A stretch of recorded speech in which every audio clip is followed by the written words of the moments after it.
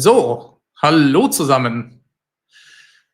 Ja, dann würden wir mal loslegen, denke ich. Herzlich willkommen zu einem Livestream der ganz besonderen Art heute, denn heute findet das Tesla Anlegertreffen statt. Ich freue mich, dass ihr da seid und werde als erstes mal ganz kurz abklären, ob der Ton hier auch gut ist und funktioniert. Schreibt mir das gerne gleich mal in den Chat, ob ihr mich gut hören könnt. Genau, das wäre mir wichtig, dass wir da wissen, dass hier alles in Ordnung ist, was den Ton angeht. Genau. Dann würde ich sagen, machen wir den Toncheck, der ist mir wichtig, den machen wir ganz gleich fertig. Also den machen wir richtig fertig, würde ich sagen. Ich teile euch mal kurz meinen Bildschirm und wir schauen uns hier mal kurz eine Sache an. Und zwar haben wir hier auf der Webseite von Tesla, wo haben wir sie? Schauen wir uns, here we go, dieses Video kurz an und ich will wissen, ob ihr auch das hört. Und dann schauen wir, wenn das hier auch klappt. Dann lasse ich euch in Ruhe mit dem Sound. Ist das zu laut? Nur damit wir später den Stream richtig gut hören können, wollte ich nur schnell abklären. Also.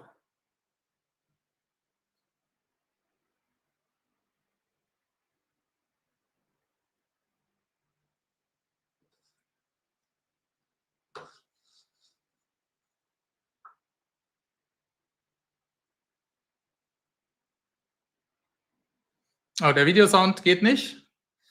Okay, dann müssen wir mal erklären, warum das so ist. Genau, aber ihr könnt zumindest mich hören. Ja.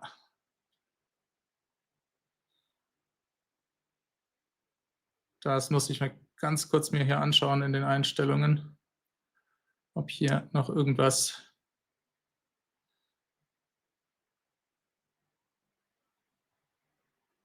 falsch ist. Ich glaube, das liegt hier. Ich stoppe mal das Sharing.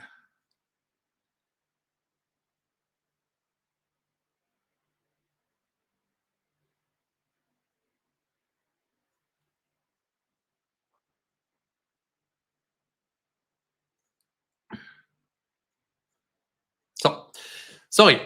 So viel Zeit muss sein, weil das ist wichtig für den Stream später und jetzt probieren wir es gleich nochmal und ich denke, das sollte jetzt klappen. Motivated by audacious goals. And so from our perspective, it is bringing to life the Master Plan 4 that we put out earlier in September that actually outlines the decade of growth that we see ahead of us as a company. And what this Pay for Performance CEO Award does is actually outline some of the ambition in terms dass wir das klären konnten. Dann ja, würde ich sagen, starten wir jetzt aber mal richtig mit dem kleinen Vorglühen, das ich mir hier vorgenommen habe für euch extra, denn ja, das Shareholder Meeting geht erst in 50 Minuten los, also ein bisschen Zeit haben wir, um einfach mal durchzugehen, was denn heute zu erwarten ist eigentlich. Ich weiß nicht, ob ihr schon mal bei einem Shareholder Meeting von Tesla zugeschaut habt, deswegen kenne ich jetzt nicht genau den Wissensstand. Im Prinzip läuft das wie folgt ab. Tesla stellt ja heute bei dem Shareholder Meeting, das übrigens eine Vorgabe der SEC ist, also der Börsenaufsicht in den USA, das börsennotierte Unternehmen, die müssen eben so ein Shareholder-Meeting abhalten, einmal im Jahr. Ja, und dafür gibt es eben ganz bestimmte Regeln und deswegen läuft das Ganze nach einer ganz bestimmten Struktur auch ab. Es geht da erstmal darum, dass natürlich hier auch Dinge abgestimmt werden und zur Abstimmung stehen. Und da gibt es einen formellen Teil. Und ich warne euch gleich vor, dieser formelle Teil, der ist relativ anstrengend.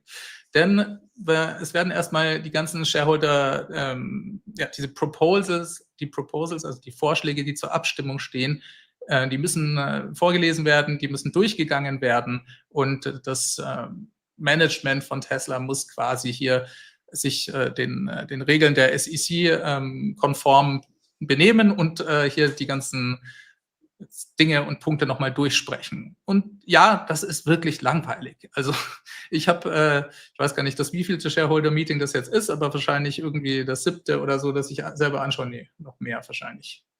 Egal. Dieser Part macht keinen Spaß. Und was natürlich interessant ist, dann die Ergebnisse zu hören von der Abstimmung. Da können wir auch gleich nochmal ein bisschen drüber sprechen, was denn da eigentlich alles heute beschlossen wird. Und das finde ich dann natürlich schon sehr spannend, da zu erfahren, ob vor allem die Vorschläge, die das Board of Directors gemacht hat und wo eben unter anderem auch das Elon Compensation Package mit drin ist, ob die durchgegangen sind oder nicht. Das wird ja erwartet, also es sollte eigentlich alles gut gehen. Es wäre eine Wahnsinnsüberraschung, wenn das heute dagegen gestimmt würde. Kann ich mir überhaupt nicht vorstellen, ehrlich gesagt. Und das hätte auch massive Auswirkungen natürlich auf Tesla und auf die Zukunft von Tesla und auch auf die Zukunft eben, Elons Rolle bei Tesla, der gesamten Firmenstrategie. Und ich glaube, das wäre eine Riesenbombe, wenn das passieren würde. Ich denke nicht, dass das so kommt. Es erwartet eigentlich keiner, aber man weiß es natürlich nicht genau. Warum weiß man es auch nicht? Das ist natürlich vorher nicht öffentlich, aber es ist auch so, dass die institutionellen Anleger, und das sind eben die ganzen Fonds, Bankenfonds, die sozusagen viel Tesla-Aktien auch halten, die dürfen oder die stimmen meistens erst ganz am Schluss ab. Und deswegen und die geben auch nicht bekannt, normalerweise geben sie nicht bekannt, wie sie voten, wie sie abstimmen. Heute, ich weiß nicht, wer das heutige Video von mir gesehen hat, das hat mitbekommen, dass eben ein großer Broker jetzt dazu tatsächlich im Vorfeld eine Pressemitteilung abgegeben hat, weil eben der Druck aus der Tesla-Community auch unglaublich groß war. Das sind eben die größten Tesla-Influencer auf X losgegangen und haben gesagt, Leute, wenn ihr hier nicht in unserem Sinne stimmt, im Sinne der Anleger, die sozusagen auch die Entscheidung des Boards mittragen, dann werden wir hier mobil machen, dass unsere Follower und wir inklusive, und das sind dann doch viele Millionen Tesla-Aktien, diese Broker verlassen werden. Und da hat eben heute einer darauf reagiert und gesagt, okay, wir veröffentlichen das, so, wie wir abstimmen, und wir stimmen für den Plan. Und das hätten sie sicherlich nicht gemacht, wenn der Druck hier nicht so hoch gewesen wäre. Genau. Also, das ist vielleicht die Erklärung dafür, warum das Ergebnis im Vorfeld noch ein bisschen unsicher ist, obwohl man sich halt ausrechnen kann, eigentlich auch, dass hier die Retail-Anleger, also die Kleinanleger, doch relativ viel mitzusagen oder mitzureden haben, denn davon gibt es ja viele bei Tesla, ja, ungefähr 10 Millionen Stück. Das ist eine riesige Anzahl von Menschen, die Tesla-Aktien haben. Aber es ist natürlich auf die gesamte Menge der Tesla-Aktien dann auch nur ein bestimmter Teil. Ich meine, es waren 40%.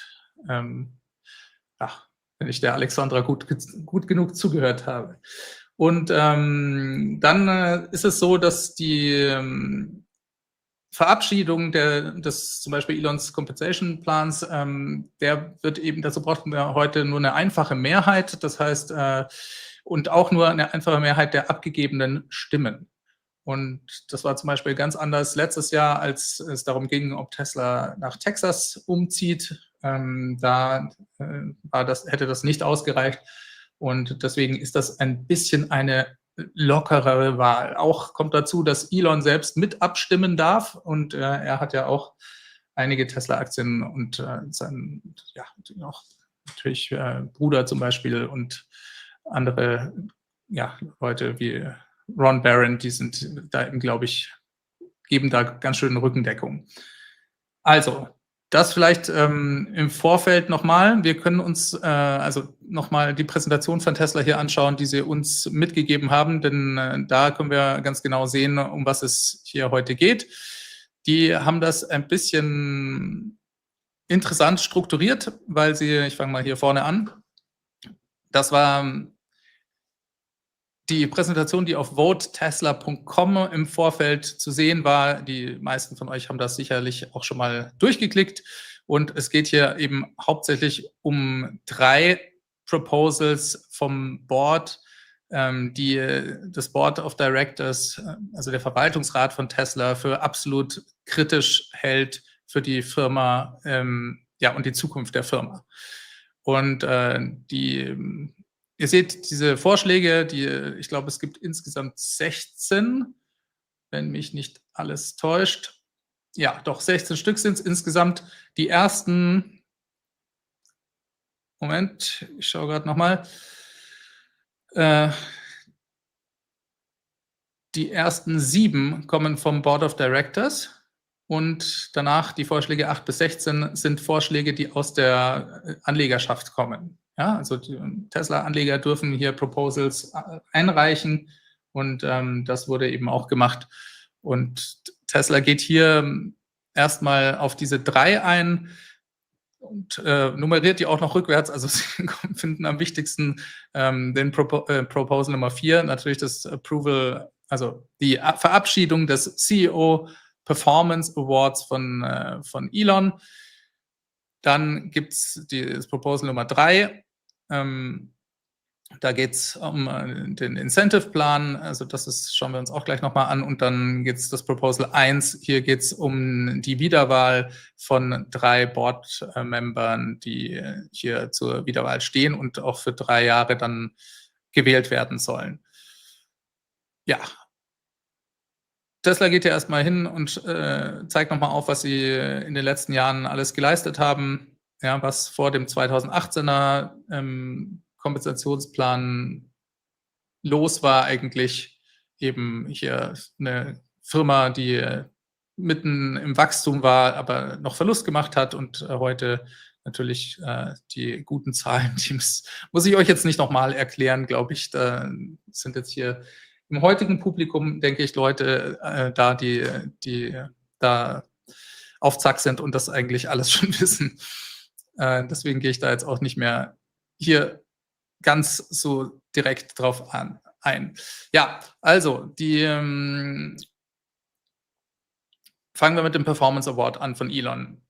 Die meisten von euch kennen das vielleicht auch schon. Ich wiederhole es nochmal und gehe mal kurz durch. Elon kriegt sozusagen nur überhaupt irgendeine Vergütung, wenn er eine unglaubliche Gewinne auch für die Anleger schafft.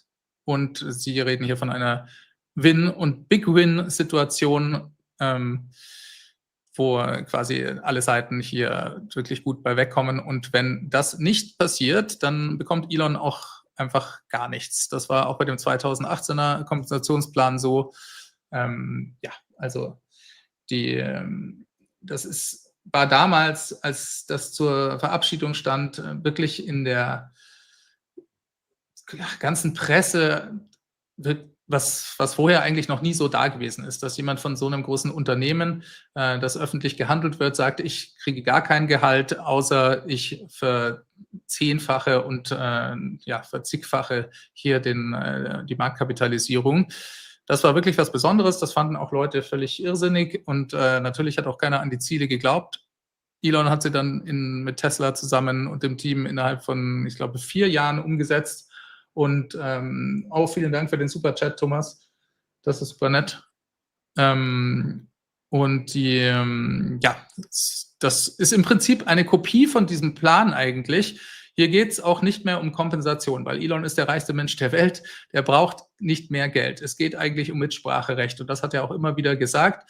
Jetzt muss man dazu wissen, dass Tesla so strukturiert ist, dass sie quasi das nur über Aktien realisieren können. Ja, das liegt einfach daran, wie Tesla aufgebaut wurde. Und sie sagen, dass sie das nicht mehr rückwirkend ändern können, weil andere Firmen, die zum Beispiel einfach so Super-Voting-Shares haben, wo die CEOs dann einfach Stimmrechte haben, ohne dass sie quasi echte oder ohne dass das richtige Aktienanteile sind. Das hätte man sozusagen machen müssen, bevor Tesla an die Börse gegangen ist und das lässt sich so einfach nicht mehr nachträglich realisieren. Das hat Elon im letzten Earnings Call gesagt und dementsprechend funktioniert das eben nur durch Ausgabe von Aktienoptionen an Elon und dadurch kann er eben dann sein Mitspracherecht erhöhen und es geht eben auch nicht um totale Kontrolle. Er hat gesagt, ich baue hier letzten Endes mit Tesla gerade eine Riesenmenge an Robotern und ich möchte nicht die Roboter kontrollieren. Ich möchte auch, dass man mich rausschmeißen kann, wenn ich wahnsinnig werde, aber ich möchte doch, dass ich quasi genügend Einfluss darauf habe, dass ich nicht einfach zum Beispiel aus politischen Gründen von einer Art feindlichen Übernahme in so Vorschlägen bei einem Shareholder Meeting dann rausgeschmissen werden kann. Zumindest nicht einfach so, ohne dass es soll schon noch möglich sein, aber es soll eben relativ schwierig dann sein. Und hier haben Sie nochmal genau die Liste aufgestellt. Das sind eben immer Ziele, die zum einen an die Marktkapitalisierung von Tesla geknüpft sind. Das heißt, wie viel ist die Firma wert? Und natürlich dann dementsprechend könnt ihr das durch die Anzahl der ausstehenden Tesla-Aktien teilen und könnt euch dann ausrechnen, wie viel der Aktienkurs dann wäre für diese einzelnen Tranchen. Das sind die einen Meilensteine und die anderen sind eigentlich operationelle Ziele, die hier auch ganz konkret an die Produktion mitgeknüpft sind und dann aber auch irgendwann ans operationelles Ergebnis sind dann die EBITDA-Werte. Genau. Und Elon muss, um überhaupt hier irgendwas zu bekommen, jeweils einen von beiden Kategorien bekommen, also oder realisieren, sagen wir, mit Tesla. Das heißt, es reicht nicht, zum Beispiel zu sagen, wir haben 1 Million Robotaxis in kommerziellen Einsatz und dann kriegt er hier ein Aktienpaket. Nein, das funktioniert nicht, sondern er muss gleichzeitig eben eine gewisse Marktkapitalisierung erreichen. Und es muss immer jeweils so ein Ziel erreicht werden aus beiden Kategorien und dann bekommt er jeweils 1%, eine 1% Tranche am Tesla-Aktienwert, genau. Insgesamt wären das dann 12% und dann wäre er ungefähr bei roundabout 25%. Genau, das ist nochmal in Kürze der Elon Compensation Plan oder Mitspracheplan, wie man ihn vielleicht besser nennen sollte. Ja, Sie haben hier nochmal ein spezielles Beispiel genannt. Wenn Tesla zum Beispiel eben 2 Billionen, da muss ich immer sehr aufpassen mit dem Englisch, weil auf Englisch sind Billions, Milliarden und die Trillions sind die Billionen. Ich glaube, das habe ich schon x-mal falsch gesagt, wahrscheinlich im Podcast. Und ja, habe dann auch immer gleich nette Hinweise bekommen, wenn ich mich verspreche. Das ist auch gut so. Muss da schon vorsichtig sein. Und ich versuche auch so akkurat wie möglich das Ganze zu machen, aber manchmal, ihr wisst ja, wenn man redet, dann ist eben manchmal, sind Versprecher drin. Also, wir reden hier von 2 Billionen Marktkapitalisierung. Tesla ist gerade, meine ich, heute Abend geht es rauf und runter, aber ungefähr bei 1,4, denke ich. Genau, und dann muss er eben zusätzlich hier noch entweder 20 Millionen Tesla-Fahrzeuge in Umlauf bringen oder 50 Milliarden EBITDA erreichen. Oder er muss 1 Million Bots geliefert haben oder eben 10 Millionen aktive FSD-Subscriptions haben oder 1 Million Robotaxis in kommerziellen Einsatz haben. Das wäre eine Situation, wenn diese beiden Sachen erreicht sind, dann bekommt er eine Tranche von dem Paket. Und Sie sagen hier auch nochmal, im Vergleich zum 2018er Kompensationspaket von Elon, da war Tesla noch in einer völlig anderen Situation auch und wie gesagt, das waren damals Wahnsinnsziele. Auch das war völlig irre, das hätte kein Mensch damals geglaubt, in den wilden Zeiten, wo Tesla auch in der Presse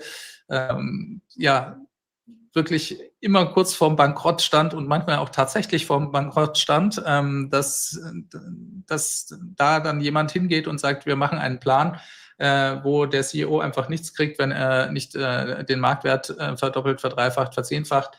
Das war wirklich unglaublich. Und damals ging es um Milliarden, heute geht es um Billionen für den nächsten Plan. Und das ist eben auch nochmal was natürlich in der Geschichte auch der Börse und der Weltwirtschaft noch nie da gewesen war. Ja, das finde ich, muss man sich auch immer mal wieder vor Augen führen, ja, wie unglaublich das eigentlich ist. Genau. Vielleicht gehen wir die anderen Punkte noch durch. Also bei Tesla, das war der Elon CEO Performance Award, das war das Proposal Nummer 4. Dann geht Tesla als zweites auf das Proposal Nummer 3 ein. Und da sagen sie, da geht es im Prinzip um eine Änderung des 2019er Aktienanreizplans. Ja, da geht es um eine Schaffung eines Aktienpools, der zur Vergütung der Mitarbeiter da ist. Und zwar wollen sie da die Aktien, die dafür vorgesehen sind, um 60 Millionen Aktien aufstocken. Und hier geht es darum, weiterhin für die Zukunft kompetitiv zu bleiben, was Gehälter angeht. Denn Tesla bezahlt die Mitarbeiter natürlich mit einem Gehalt, aber eben auch vor allem mit Tesla-Aktien-Optionen. Und gerade im Bereich AI sind die Gehälter für Spezialisten unglaublich nach oben gegangen. Die anderen Firmen zahlen auch dementsprechend sehr, sehr hohe Gehälter und vor allem auch hohe Wechselsummen, wenn jemand wechseln will. Und das ist natürlich eine Realität, der Tesla auch ins Auge schauen muss und wo Tesla auch darauf reagieren muss in irgendeiner Form. Und um das zu machen, wollen sie hier die Grundlage legen und brauchen diese zusätzlichen Shares, die quasi hier als Pool dafür da sein sollen, dass ja auch in Zukunft die Möglichkeit besteht, Top-Talente auch dementsprechend zu vergüten. Genau. Dann kommt das Proposal Nummer 1. Das ist die Wiederwahl oder die Wahl der 3 Board-Direktoren sozusagen. Hier haben wir den Ira Ehrenpreis. Das ist ein ganz alter Tesla, also Tesla-Urgestein, kann man wirklich sagen. Der ist auch schon lange im Board und hat einen Wahnsinns-Track-Record, hat Tesla immer unterstützt. Der steht hier zur Wiederwahl. Dann John Gebier ist auch Mitgründer und auch CEO von Airbnb. Und die Kathleen Wilson-Thompson steht auch nochmal da. Auch die werden vom Board natürlich vorgeschlagen und sollen wiedergewählt werden. Und hier geht es um dann jeweils eine 3-jährige Amtszeit. Deswegen wurden auch im letzten Jahr andere wiedergewählt und jetzt sind hier die dran. Genau. So. Und jetzt schauen wir mal nach dem... Genau, das waren die 3 kritischen, also Proposal 4, 3 und 1, die Tesla als absolut überlebenskritisch für die Firma ansieht. Und da eben auch vor allem Werbung gemacht hat, dass die Leute dafür stimmen. Genau. So, da sind wir jetzt hier auch in der Präsentation am Ende angelangt. Das sind sozusagen die wichtigsten Sachen. Vielleicht gehen wir einfach nochmal durch, wie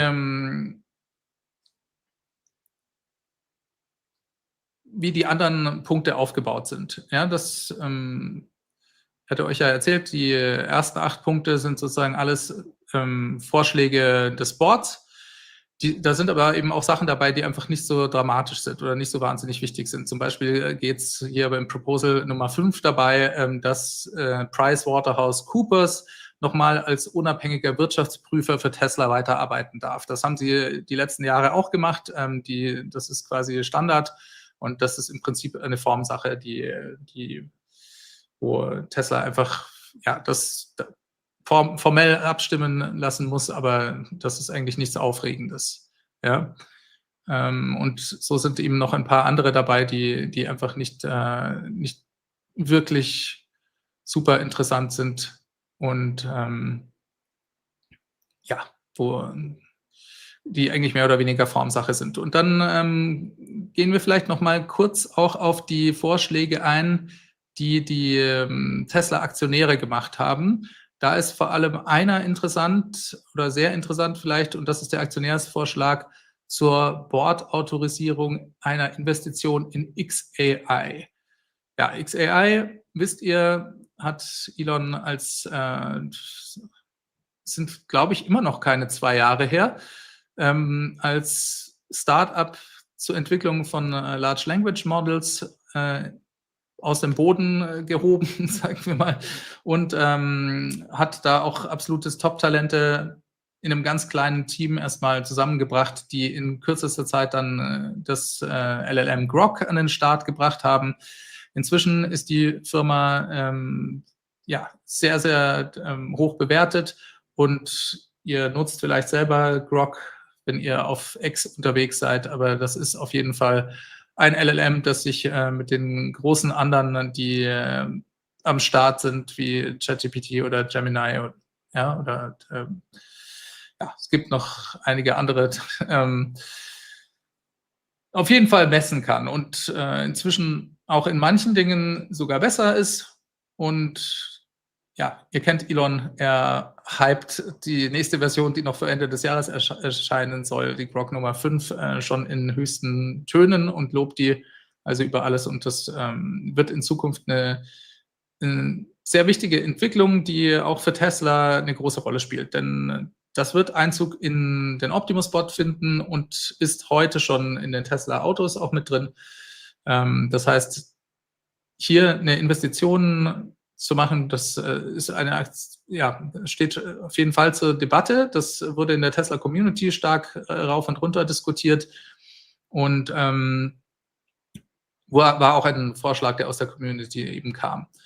Ist das wahrscheinlich, dass Tesla das dann macht? Das ist eine andere Frage. Ich glaube, dass das auf jeden Fall, dass da dafür gestimmt wird. Aber das Board oder Tesla muss das dann auch nicht unbedingt zwingend umsetzen. Ja, das ist einfach ein Vorschlag der Aktionäre.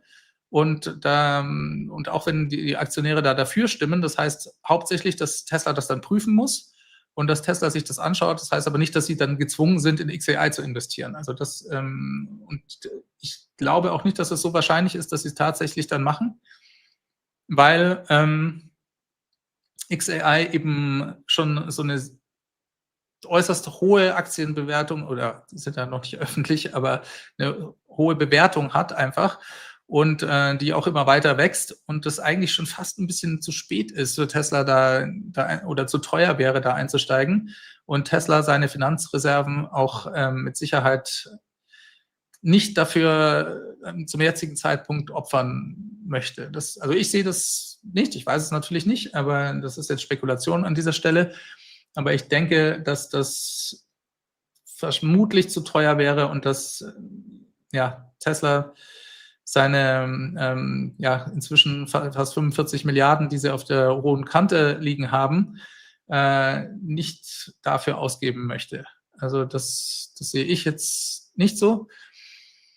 Wir werden sehen. Aber darüber abgestimmt wird auf jeden Fall und ich denke auch, dass das angenommen wird. Genau. Dann gibt es den Aktionärsvorschlag Nummer 8 und da fängt es jetzt an, so ein bisschen anstrengend zu werden. Bereitet euch also vor, wenn Sie das vorlesen, dass das nicht so spannend sein wird.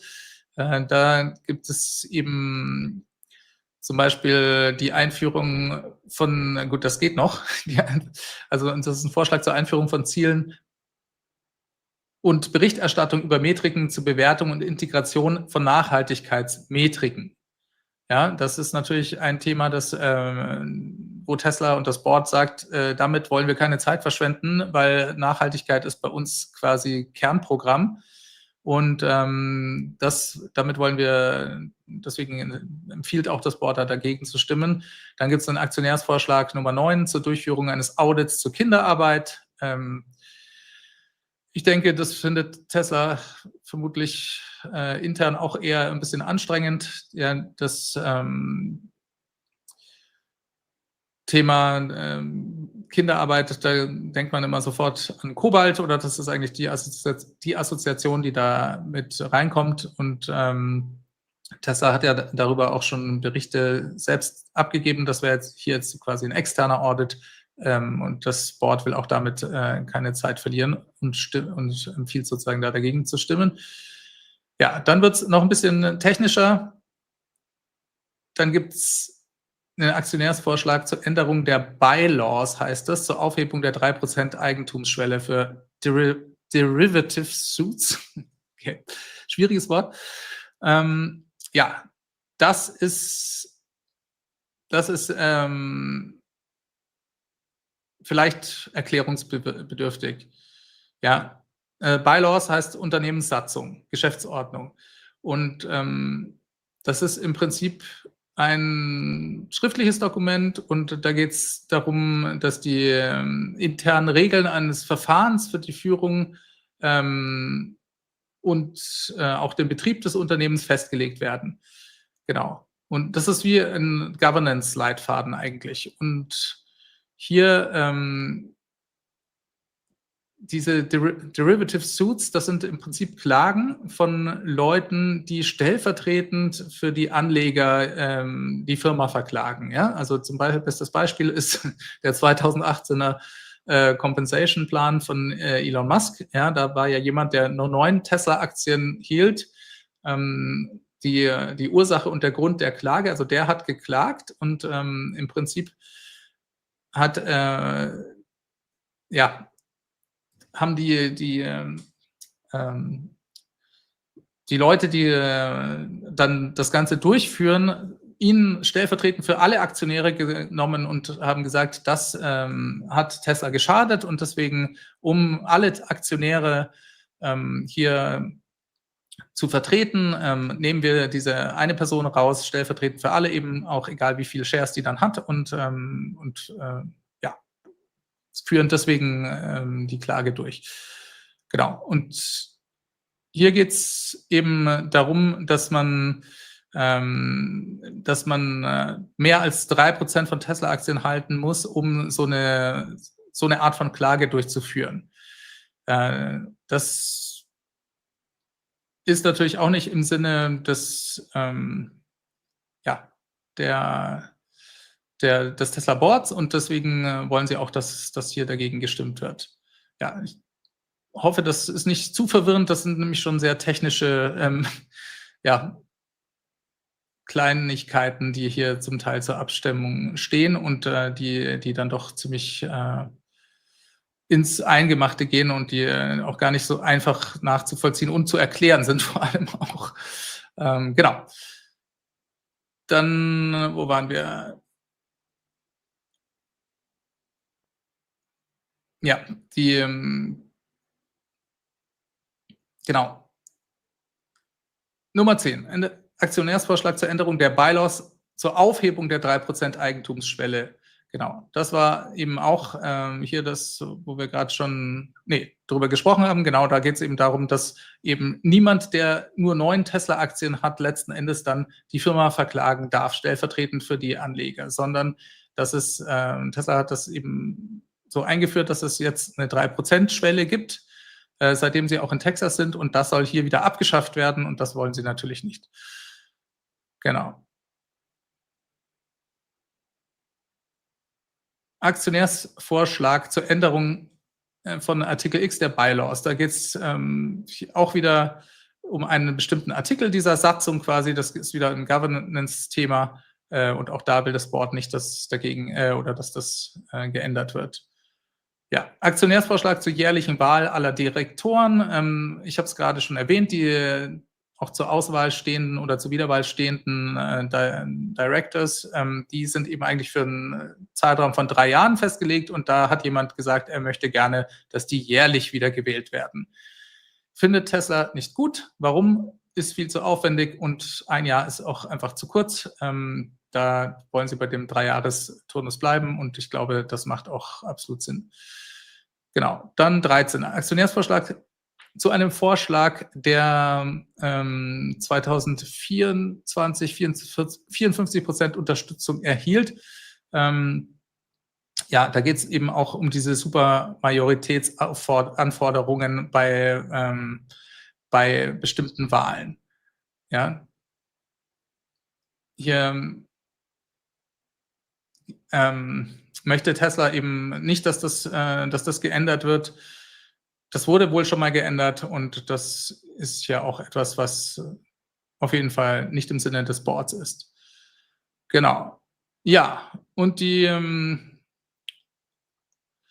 übrigen Vorschläge, die ehrlich gesagt finde ich die nicht so wahnsinnig spannend, die jetzt alle einzeln nochmal durchzukauen.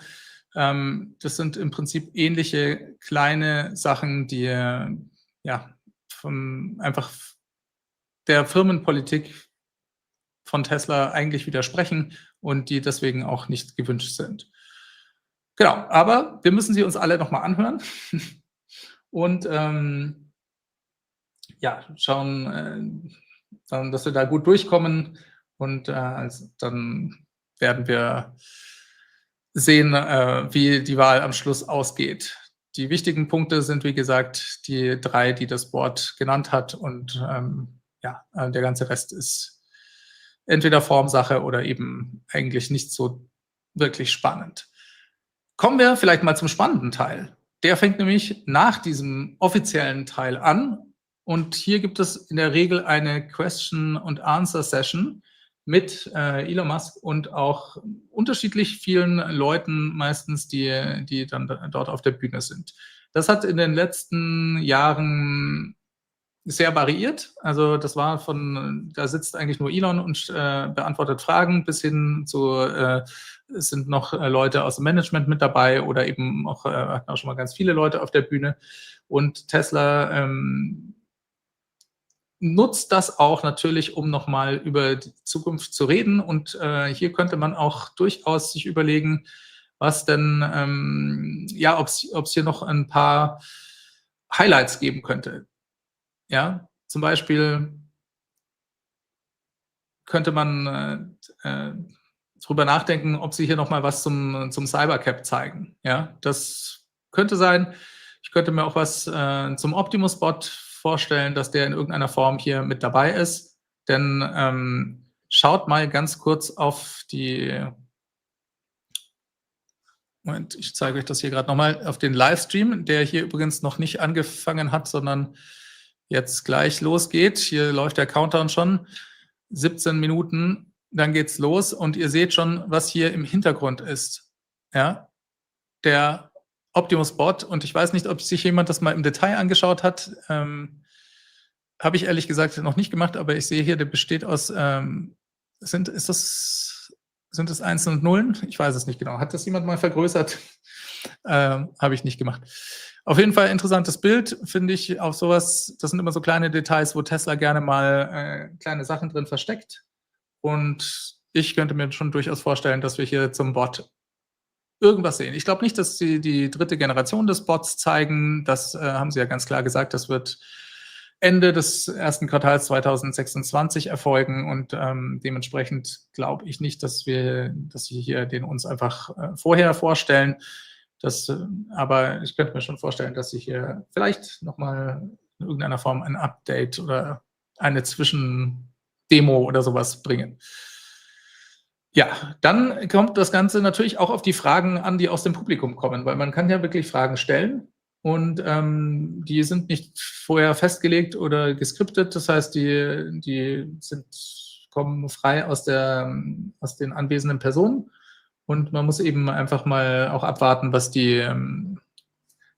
hier alles für Fragen gibt. Aber das hat schon Potenzial, gut zu werden, denn hier sind natürlich der harte Kern der Anleger da.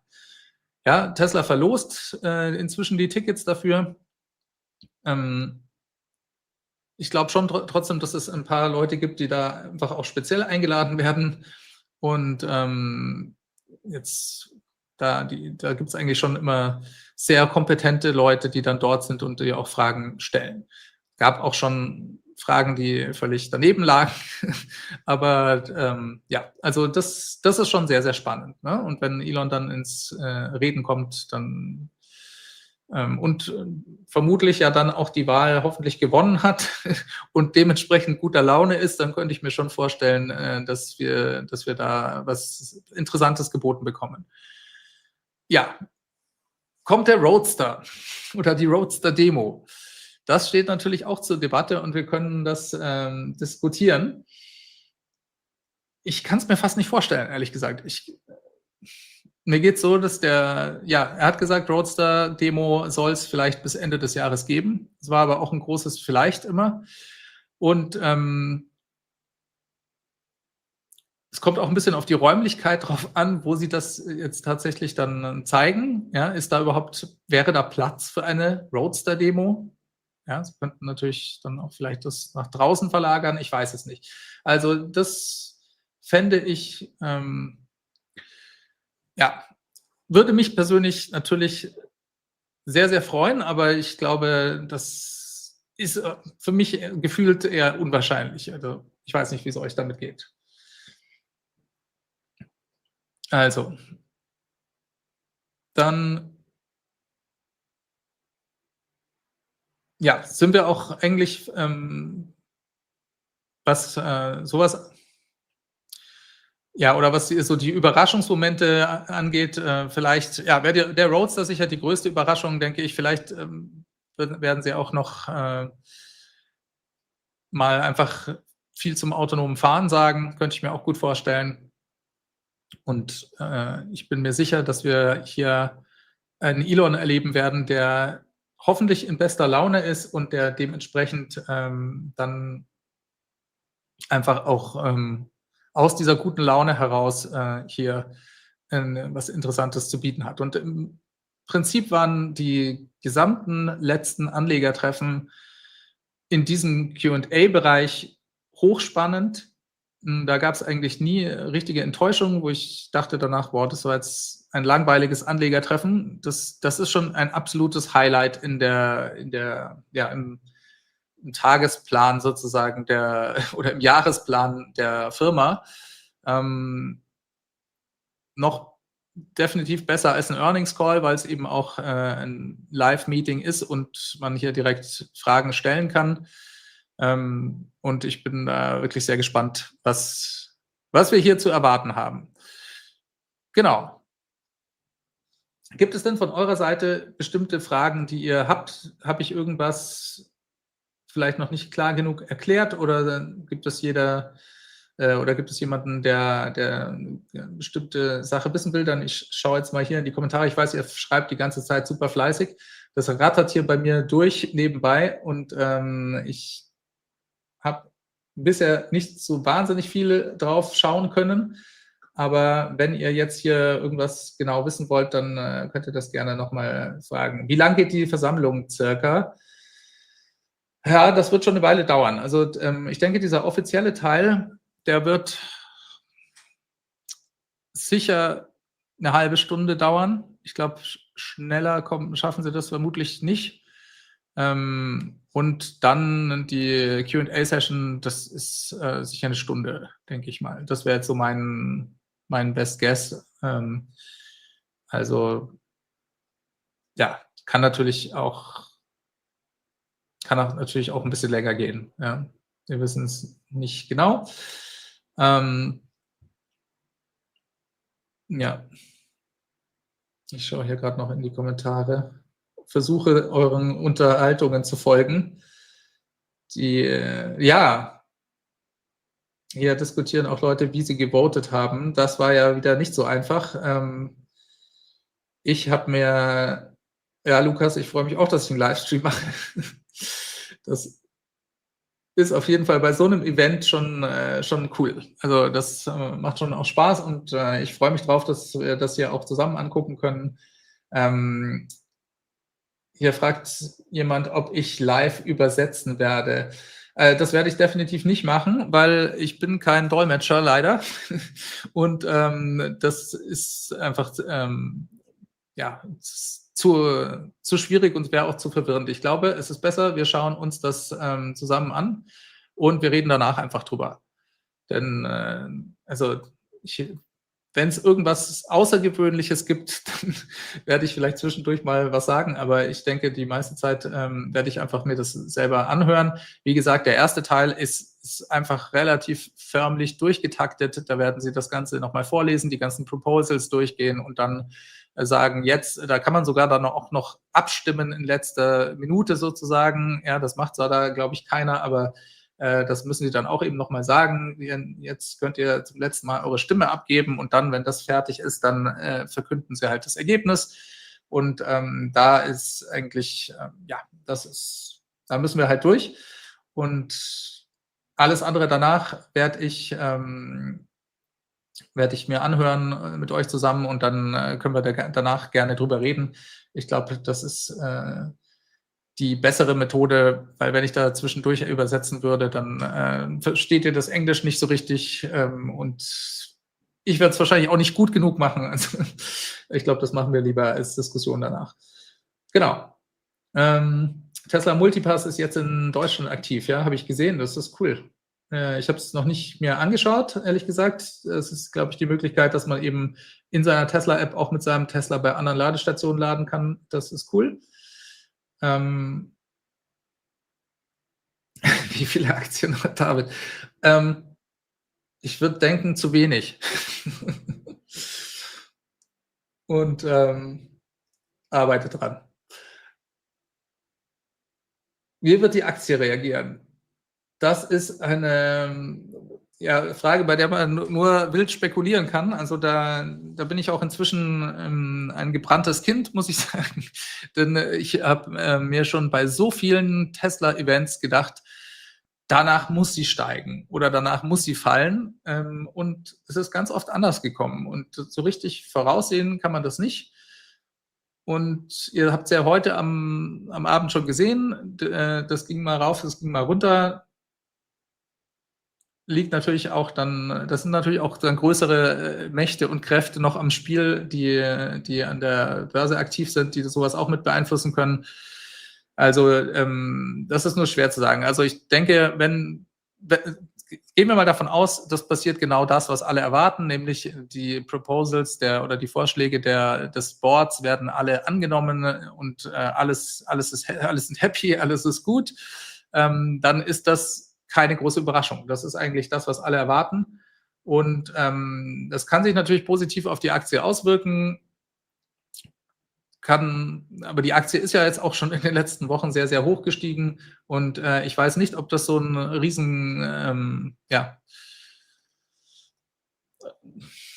Push nochmal wäre, wenn jetzt einfach nur diese Wahl, die schon erwartet, gut ausgeht für Elon und Tesla, wenn die quasi durchgeht. Wenn sie nicht durchgeht, dann gibt es eine massive Reaktion an der Börse. Das glaube ich auf jeden Fall. Aber wenn sie durchgeht, ich weiß gar nicht, ob dann da so viel passieren wird. Ich denke, es kann natürlich leicht positiv sein, aber es gibt einfach andere Dinge, die da, glaube ich, mehr bewirken könnten. Zum Beispiel der Tag, an dem Tesla die Sicherheitsbegleiter aus den Taxis in Austin rausnimmt. Ich glaube, das hätte mehr Potenzial als jetzt hier diese Wahl. Aber wie gesagt, erstens no investment advice hier an meiner Stelle und zweitens natürlich auch einfach nicht richtig vorhersehbar. Ne? Das kann alles passieren und wir warten es einfach mal gespannt ab. Ich glaube, viele von euch sind vermutlich auch längerfristig investiert und da ist das ja dann auch gar nicht so wichtig, außer ihr macht mit Optionen rum, ob dann was dann jetzt hier genau passiert. Ja. Also es ist eine Achterbahn der Gefühle, schreibt hier jemand. Ach nee, Tesla zu shorten ist eine Achterbahn der Gefühle. Ja, das stimmt. Aber es ist auch Tesla-Aktien zu besitzen, ist auch eine Achterbahn der Gefühle, finde ich.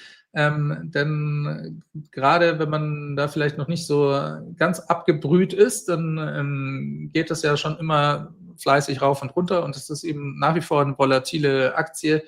Und ich finde, da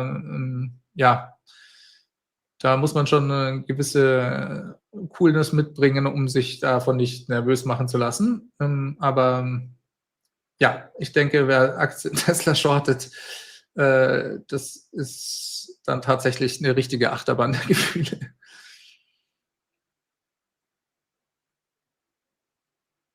Ja. Tesla braucht mehr Cities für FSD. Die Geschwindigkeit der Zulassung entscheidet viel. Ja, bin ich bei dir.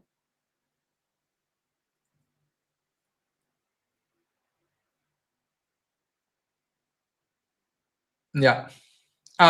Das ist noch ein guter Hinweis, den der Thorsten hier schreibt. Und zwar gibt es eine Petition in Europa für die Einführung von FSD. Ich habe darüber auch schon berichtet gehabt, ich habe es auch auf X repostet. Die ist jetzt bei über 10.000 Unterschriften das freut mich, aber es ist natürlich auch nicht wahnsinnig viel. Ne? Ja, gut, ich weiß jetzt nicht genau, inwieweit das auch international ankommt, aber ich kann euch nur noch mal darauf hinweisen. Ich werde die auch unten in die Kommentare packen. Ich bin mir gar nicht sicher, ob ich es schon gemacht habe. Könnte aber sein. Auf jeden Fall werde ich es im Nachhinein noch tun. Und ansonsten war es auch in den letzten Videos einfach unten drunter zu sehen. Da könnt ihr mal reinschauen. Das ist einfach gut, wenn da viele Leute mitmachen, denke ich, um da einfach auch ein bisschen mehr Aufmerksamkeit zu erregen. Aber das, ja, wollte ich nochmal den Hinweis machen. Ihr könnt sowieso einfach mal, das kann ich auch noch erwähnen, in die Kommentare unten oder in die auch Videobeschreibung unten reinschauen. Da findet ihr auch zum Beispiel noch eine Verlosung für Hankook-Reifen und ihr findet auch Verlosungen von Tesla zu einem Wellness-Wochenende. Also es lohnt sich da mal reinzugucken und natürlich freue ich mich auch, oder wenn ihr euch mal die Sponsoren des Podcasts anschaut, die da auch unten drin mit verlinkt sind. Denn dadurch wird das Ganze hier möglich und das ist auch schön, dass, dass viele Leute von euch auch nutzen und mich dadurch auch mit unterstützen. Genau. Ich lese hier parallel noch ein bisschen die Kommentare. Wir sind jetzt aber auch schon fast soweit. Ja? In 3 Minuten geht es hier los. Der Countdown läuft noch. Und ich würde, sobald das losgeht, schalte ich hier rüber, mache das groß und werde dann auch mein Mikro muten und dann schauen wir uns das zusammen an. Wie viele Robotaxis sind aktuell in Austin im Einsatz? Ich glaube, nein, das weiß ich nicht, aber ich glaube, es sind immer noch sehr wenige. Also die Wartezeiten sind hier massiv hochgegangen. Tesla hat natürlich auch das Gebiet schon zum 4. Mal jetzt, glaube ich, vergrößert und das ist jetzt richtig, richtig groß. Wie viel Stückzahl, das weiß niemand. Also da gibt es überhaupt keine Zahlen zu. Aber gefühlt von den Wartezeiten sind es zu wenig und es können auch nicht so richtig viele werden oder sein im Moment. Allerdings haben wir ja von Elon im Earnings Call gehört, dass er plant, bis Ende des Jahres 500 Stück zu haben. Wenn er das schafft, oder wenn sie das wirklich machen, dann sind das schon richtig viel. Also ich glaube, damit kann man dann schon einen vernünftigen Taxiservice dort betreiben, denn der Vergleich ist einfach Waymo, hatte ich ja das Glück, die auch fahren zu dürfen in Austin. Und die sind wirklich im Stadtbild überall zu sehen gewesen. Und die hatten, glaube ich, 300 Fahrzeuge dort, als ich dort war. Und gut, haben wir inzwischen das Gebiet auch nochmal erhöht. Aber das heißt, wenn da im Stadtgebiet ein paar 100 Fahrzeuge unterwegs sind, dann, glaube ich, kriegt man da eine vernünftige Abdeckung mit hin. Und man sieht es auch an der Zahl, die ja zur Bay Area genannt wird. Da ist ja das Gebiet noch viel, viel größer. Aber das sind eben auch die Sicherheitsbegleiter, auch tatsächlich Sicherheitsfahrer, weil sie nämlich noch hinterm Steuer sitzen. Da hat er gesagt, da will er bis Ende des Jahres 1000 Stück haben. Und die braucht es dort auch, weil eben die Bay Area so groß ist, dass man da von der einen bis zur anderen Seite auch mal gut 1 bis 1,5 Stunden unterwegs sein kann. Da ist das Gebiet in Austin natürlich noch viel kleiner. Genau. Der limitierende Faktor ist, glaube ich, bei den Robotaxis, das will hier noch der Robin, schön dich zu hören, zu lesen. Der will wissen, was ist der limitierende Faktor bei den Robotaxis? Ja, ich glaube, der Sicherheitsbeifahrer selbst nicht, also nicht, dass sie da nicht genügend Leute haben, sondern ich glaube, dass sie einfach da sehr langsam und vorsichtig vorgehen und Elon hat das ja auch öfters gesagt, dass sie da tatsächlich richtig gehend paranoid sind, was halt Unfallsituationen angeht und da einfach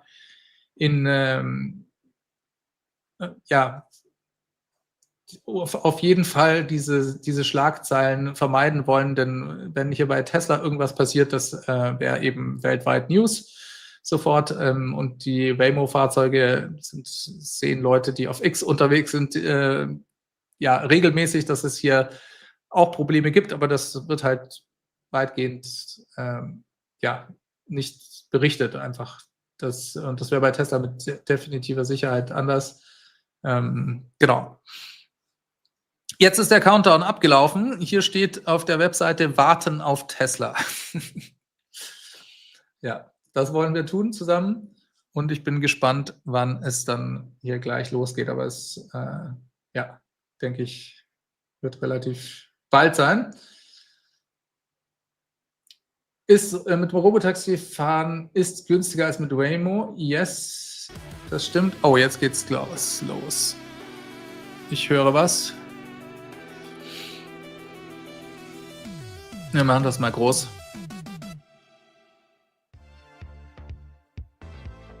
Ja gut, erstmal kommt Musik. Man weiß nicht genau, wie lange es dauert.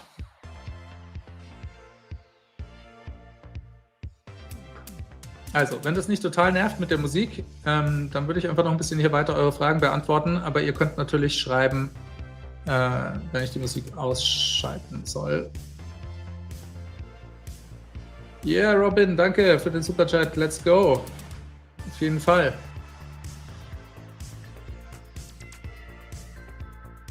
So, wo waren wir hier?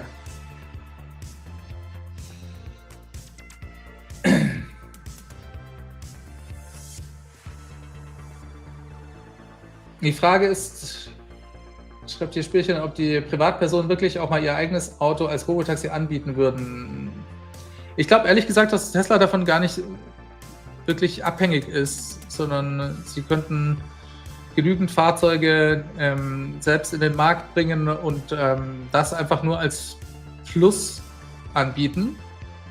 Denn natürlich gibt es immer wieder gerade in Städten, wenn es irgendwelche Events gibt oder so, oder in bestimmten Stoßzeiten die Situation, dass vielleicht dann zu wenig Fahrzeuge da sind. Und da könnte man, glaube ich, super dann solche Fahrzeuge von Kunden mit einbinden und sagen, hey, hier, also könnte man ja auch an die Leute pushen, so, wenn du jetzt dein Robotaxi oder dein Fahrzeug in die Robotaxi-Flotte reingibst, dann kriegst du besonders viel Vergütung und ich glaube, Tesla könnte das sehr gut steuern, um hier zusätzlich Lastspitzen einfach abzufangen. Und ich glaube, ehrlich gesagt, wenn es Geld dafür gibt, werden die Leute es machen. Ich glaube nicht, dass Leute damit... Also es wird sicher auch Leute geben, die das nicht wollen, aber man kann es ja auch quasi für seine Familie und Freunde einsetzen und auch das wäre ja schon richtig cool, wenn man das quasi... Also wenn die Nutzergruppe, der man das Taxi zur Verfügung stellt, halt dann aus... keine Ahnung, 20, 30 Leuten aus Familie und Freundeskreis sind, wäre ja auch schon richtig gut. Ja, ich glaube auch, Ups schreibt hier, sind vermutlich noch weniger als 100 Taxis im Einsatz in Austin, das glaube ich auch. Also ich denke nicht, dass das mehr als 100 Stück sind.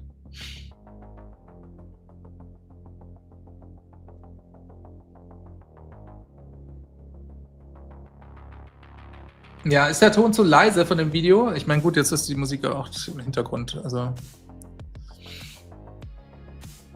wahrscheinlich noch nicht so ganz repräsentativ. Ich versuche das dann zu boosten, wenn ich das hier kann.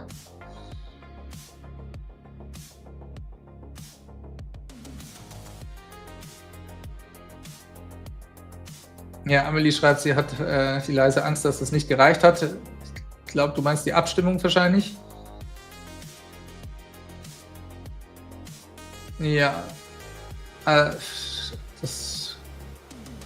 würde mich sehr, sehr wundern. Börse ist zu, sagt API. Okay, $445, gut. Ja.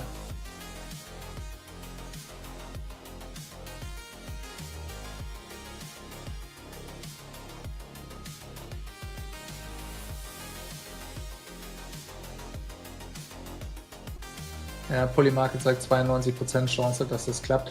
Ich kann es mir ehrlich gesagt nicht vorstellen, dass es nicht klappt. Das wäre wirklich eine ganz krasse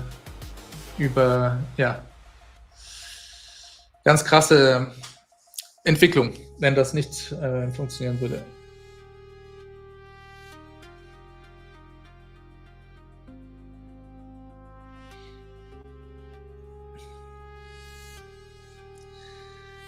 David, am 26.09. hat die UNECE in Europa das autonome Fahren für Autobahnfahrten erlaubt. Wann denkst du, wird das mit FSD realisiert? Ja,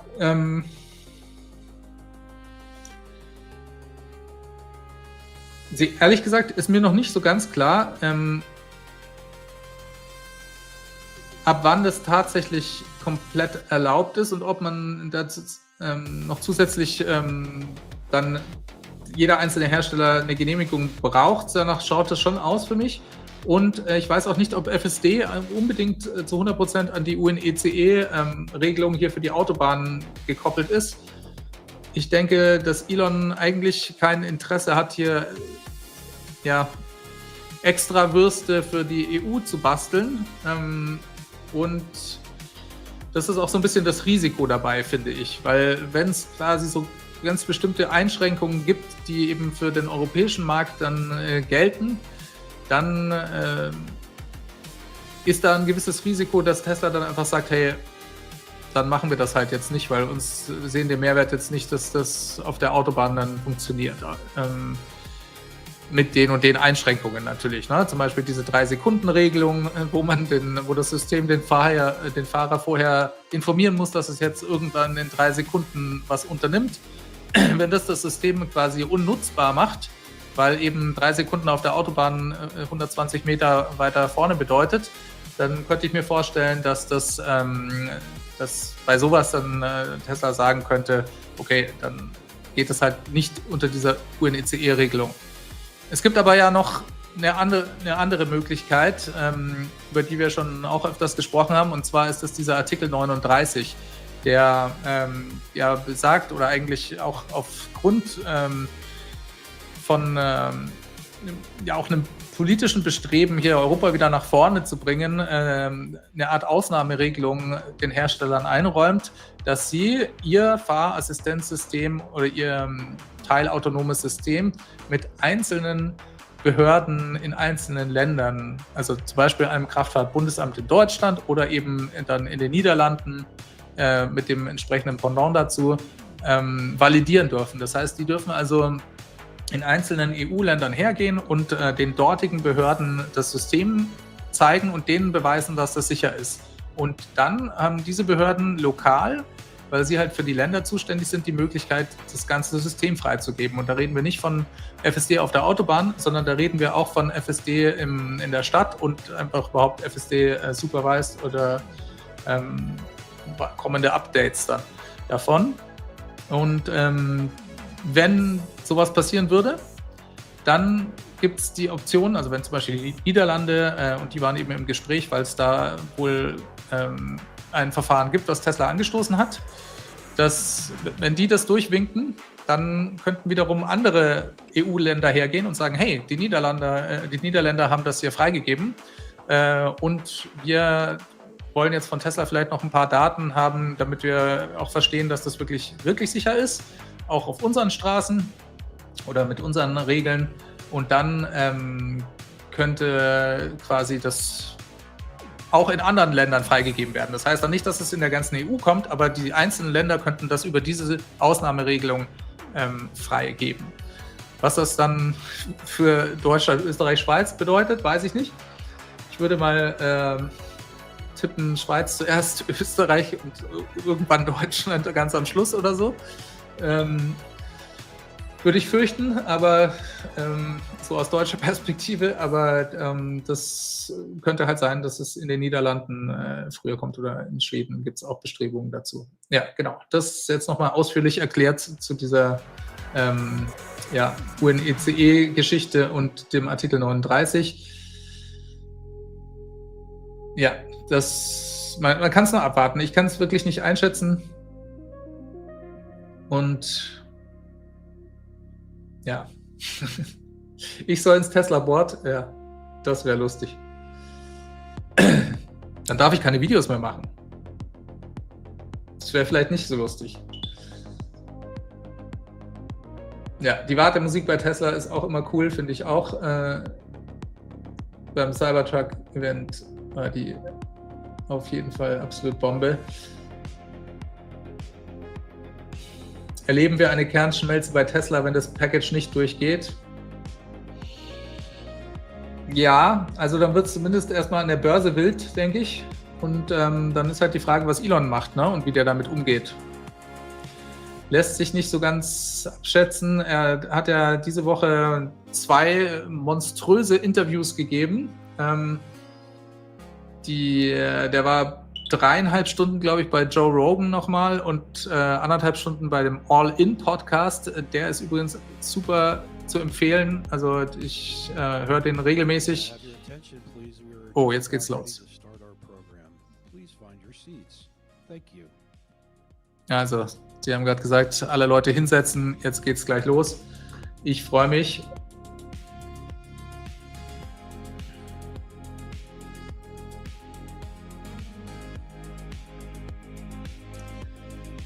Ja, danke an den Rocco, der sagt, haut mal alle einen Daumen nach oben raus. Das finde ich eine gute Aktion. Genau, dann sehen das Video noch mehr Leute vielleicht und kommen noch mehr Leute in den Livestream. Es sind, glaube ich habe gar nicht geschaut, wie viele Leute da sind. Es sind, glaube ich, schon einige Leute da. Ja. Hey, wir sind fast 900 gerade. Nicht schlecht. Cool. Ich freue mich. Und nachdem die Leute jetzt dort sich hinsetzen sollen, glaube ich, kann das jetzt nur noch sich um Minuten handeln. Und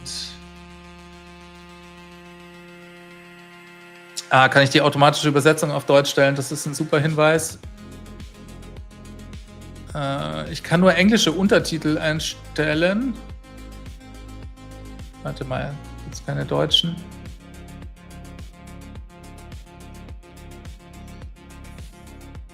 Nee, ich glaube, ich kann nur englische Untertitel. Bringt das was, englische Untertitel? Kann ich ja mal.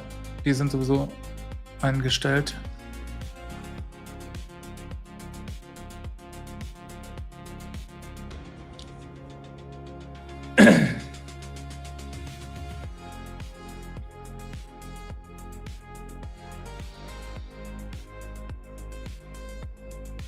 Ja, Rochelle Dankington schreibt hier, ist das erste Mal hier. Herzlich willkommen, coole Sache.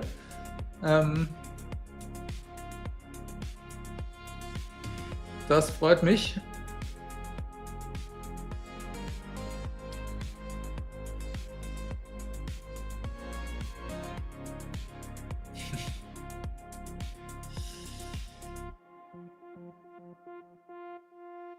Ja, vielleicht präsentiert Elon was, um den Hype nochmal anzukurbeln, aber ehrlich gesagt, ja, ich denke, das ist ja auch, da gibt es genügend Sachen, auf die wir uns freuen können.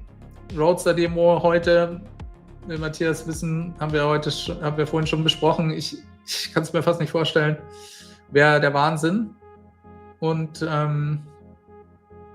ja, das wäre natürlich schon geil. Also, wenn ich den Roadster bringe, das wäre der absolute Hammer. Leute.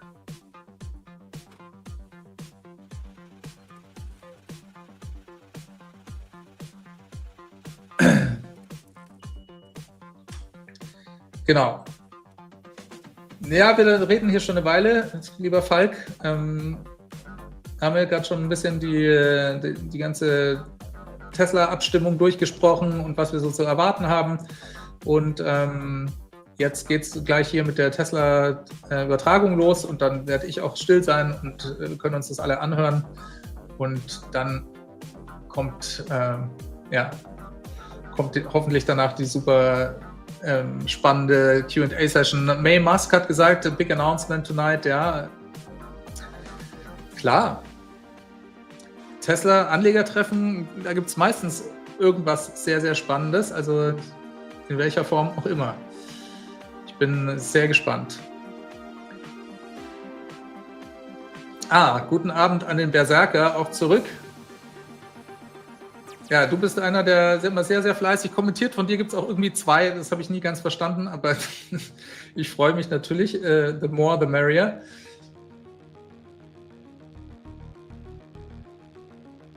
Genau.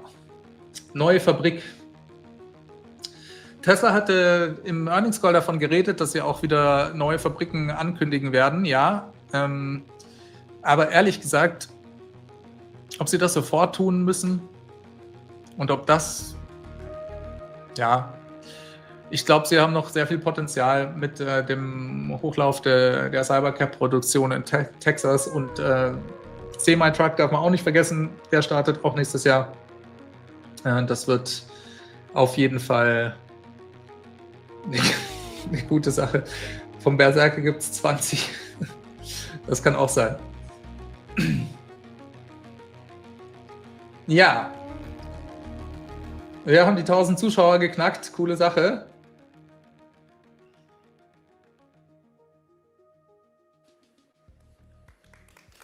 Jetzt geht's los. Let's go. Welcome back to Texas, the home of Tesla.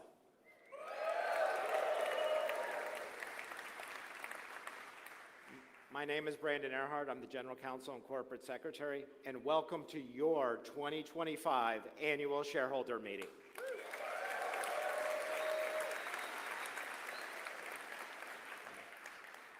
Similar to last year, this meeting will have two parts. We'll go through the 14 ballot items, and the second part, Elon Musk. Today, we will discuss business outlook and may make other forward-looking statements. Such statements or predictions are based on current expectations. Actual events or results may differ materially due to a number of risks and uncertainties that are disclosed in our SEC filings. Such forward-looking statements represent our views as of today and should not be relied on thereafter. We make no obligation to update them after today. We'd like to welcome members of the Tesla team here, members of PricewaterhouseCoopers, and members of our board. Before we get started, why don't we hear from Robin, our board chair.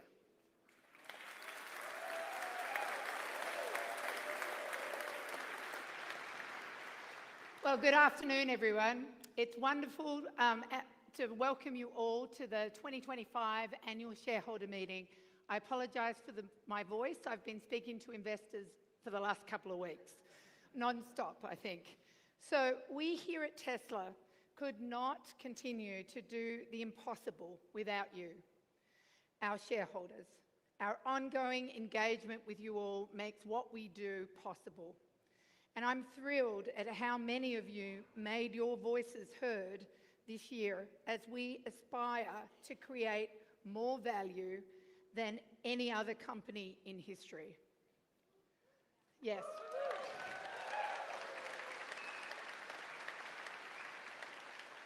Without your support, we could not have reached the heights that we've already demonstrated over our relatively short yet storied history. As we further expand our ambition in our quest to build a world of sustainable abundance, we are excited to continue this partnership. Tesla is at an inflection point. I think I've said that 3,000 times over the last few weeks. And this last year has been a critical one in our history. I want to take some time to review the acknowledgements and achievements by the Tesla team, of which I and my fellow directors are incredibly proud of. We continue to redefine the automotive industry across production, customer experience, and ownership. Model Y was once again the best-selling vehicle worldwide of any vehicle in 2024.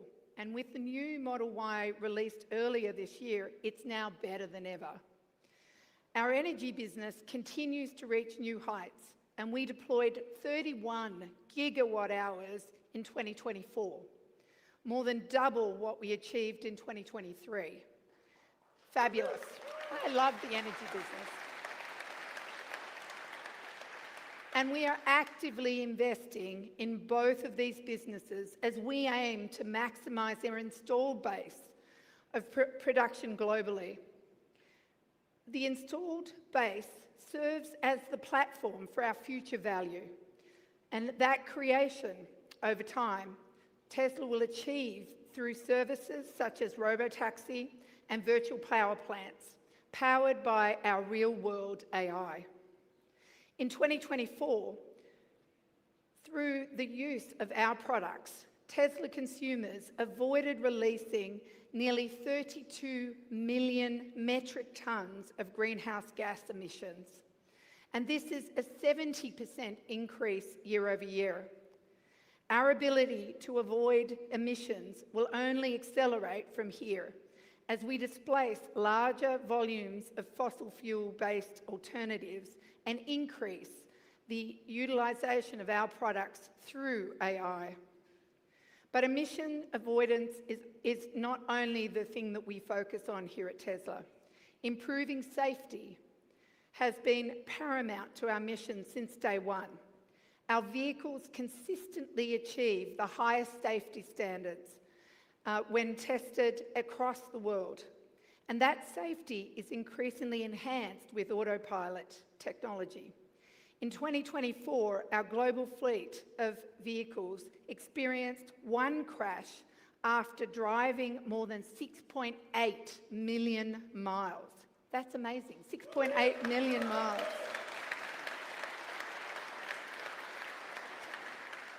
And to put that in context, that is 10 times better or safer than the average driver in the US, 10 times better. And in 2024, and is nearly double the safety performance of our autopilot technology in 2018.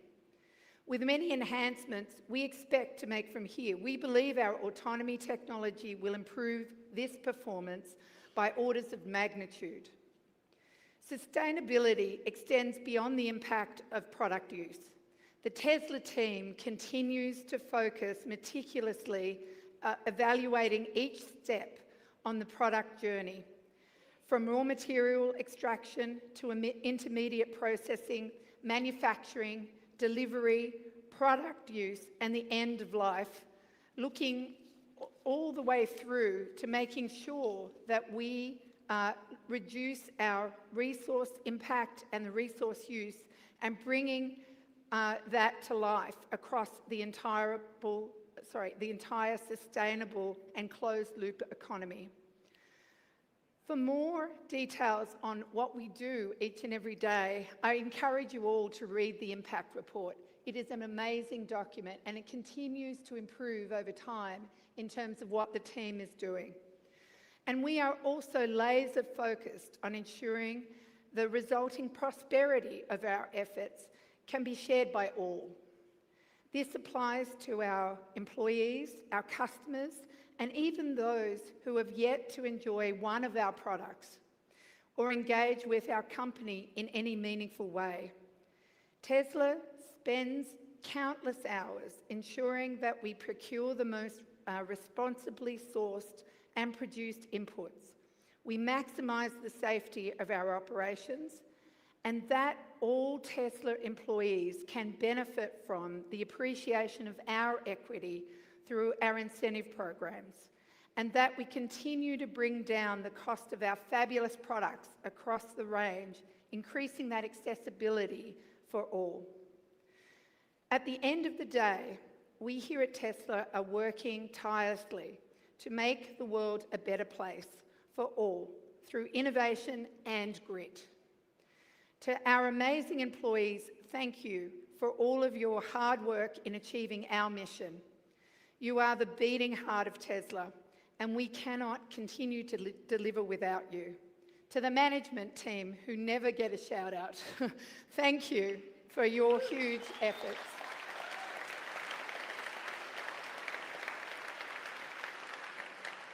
To our shareholders, all of you in the room and on the webcast globally, once again, thank you for your support. Please know that we are listening to you and are here to represent your interests. You are the owners of the company, and your voices, your perspectives, and your input are critical to what we do here at Tesla each and every day. My fellow directors and I serve you as your fiduciaries and oversee Tesla's mission, purpose, and strategy, and these responsibilities are in our minds every day. I would also like to take this opportunity to thank my fellow directors for their diligence, their dedication, and their tireless efforts. Changing the world for the better is always accompanied by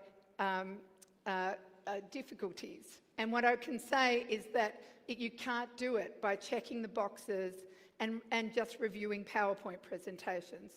Thank you for rolling up your sleeves, each and every one of our directors, the hard work that you do, lending your unique talents and delivering to our shareholders. Thank you.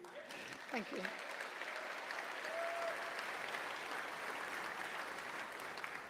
Our accomplishments have been hard-earned, and these last several years have not been without their challenges. We still have much to accomplish, and I believe that we have the right team, the right technologies, the right physical infrastructure to create a world that we've only just begun to imagine. The future is bright. Thank you. Now I'm going to hand it back to Brandon. Thank you very much. Thank you.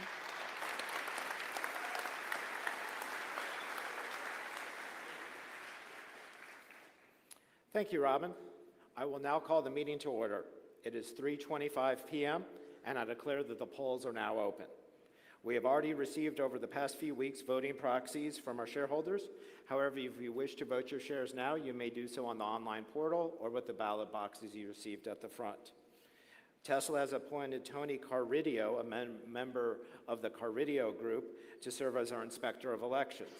In addition, Broadridge Financial Solutions has certified that starting on September 17th, 2025, the proxy materials or notice of internet availability of the materials were sent out or mailed to shareholders of record as of September 15th, 2025. We have a majority of the outstanding shares represented at the meeting, so I declare that a quorum is present. We now will proceed with the meeting. The items of the agenda are as follows. There are 6 Tesla proposals. The election of our 3 Class 3 directors, Ira, Joe, and Kathleen, to serve a term of 3 years until their successors are duly qualified. Number 2, to approve say-on-pay on a non-binding advisory basis. 3, to ratify the appointment of PricewaterhouseCoopers LLP as our independent registered public accounting firm for fiscal year 2025. 4, to adopt amendments to our organizational documents to eliminate certain supermajority voting requirements. 5, to amend and restate the 2019 Equity Incentive Plan. And number 6, the 2025 CEO Performance Plan to Elon Musk.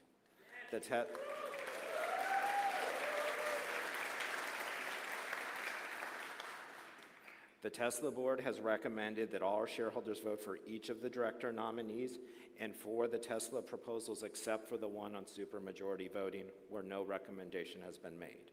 We also have 8 shareholder proposals that are described in our proxy statement. I'd like to remind the shareholders that Tesla's board has prepared a statement of opposition on each of them except for the one regarding XAI. Those statements are in our proxy. Now let's go through the shareholder proposals. The first one is an advisory vote regarding board authorization of investment in XAI. Our board has not made a recommendation on this. The shareholder proposal is proposed by Mr. Stephen Hawk, who I believe is here to present the proposal. Mr. Hawk?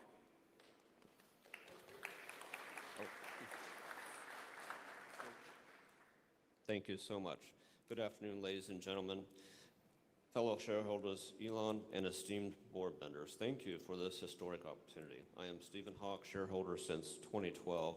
It's truly my honor to present shareholder proposal number 7. The proposal is simple. I urge the board to exercise its discretion and authorize a strategic investment in XAI in some meaningful way, sooner rather than later. This isn't just capital, it's about formalizing Tesla's role as a leader in autonomous intelligence, turning AI into our new book, not just a new chapter. Tesla has always been an AI company, revolutionizing transportation, energy, and robotics through FSD and Optimus. But as we approach the singularity during this tsunami of AI, outsourcing our brain to external providers risks misaligned goals, data vulnerabilities, and lost innovation. XAI, founded by Elon, is different. It is maximally truth-seeking, curiosity-driven, and aligned with humanity's best interests, like Tesla's mission for sustainable abundance. XAI was seeded with Tesla talent, enabling bidirectional flow for highest caliber staff attraction and retention. Integrating Grok models within our vast real-world data would further supercharge FSD for safer vehicles, empower optimists to navigate complex worlds, and to optimize energy grids. Think vertical integration of Tesla as a neural link of AI platforms, controlling the coming optimist army with prudent stewardship. Financially, it's a no-brainer. XAI's explosive growth could yield massive returns, strengthening our balance sheet amid EV pressures, with Elon's stewardship the best for shepherding AI safely. Conflicts are minimal. Board oversight ensures fairness. XAI needs Tesla more than vice versa. But together we foster human happiness, consciousness, and meaning beyond work, shifting purpose from labor to truth-seeking in a world of abundance. Shareholders, we can't be spectators. Tesla must actively participate. Let's not outsource our destiny, but rather own it and maintain power, control, and safety. I call on the board to formalize this investment relationship and on you to support it. Thank you to Elon, and special thanks to Tesla Boomer Mama, Alexandra Mertz.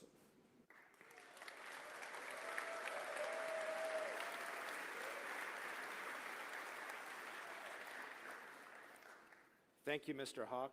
The second shareholder proposal is an advisory vote regarding adopting targets and reporting on certain sustainability metrics with our senior executive compensation plans. Our board has recommended that our shareholders vote against this proposal, as explained in our proxy. The shareholder proposal is proposed by Tulip Share Capital, LLC, whose representative, Mr. Akrouge, has prepared a pre-recorded message.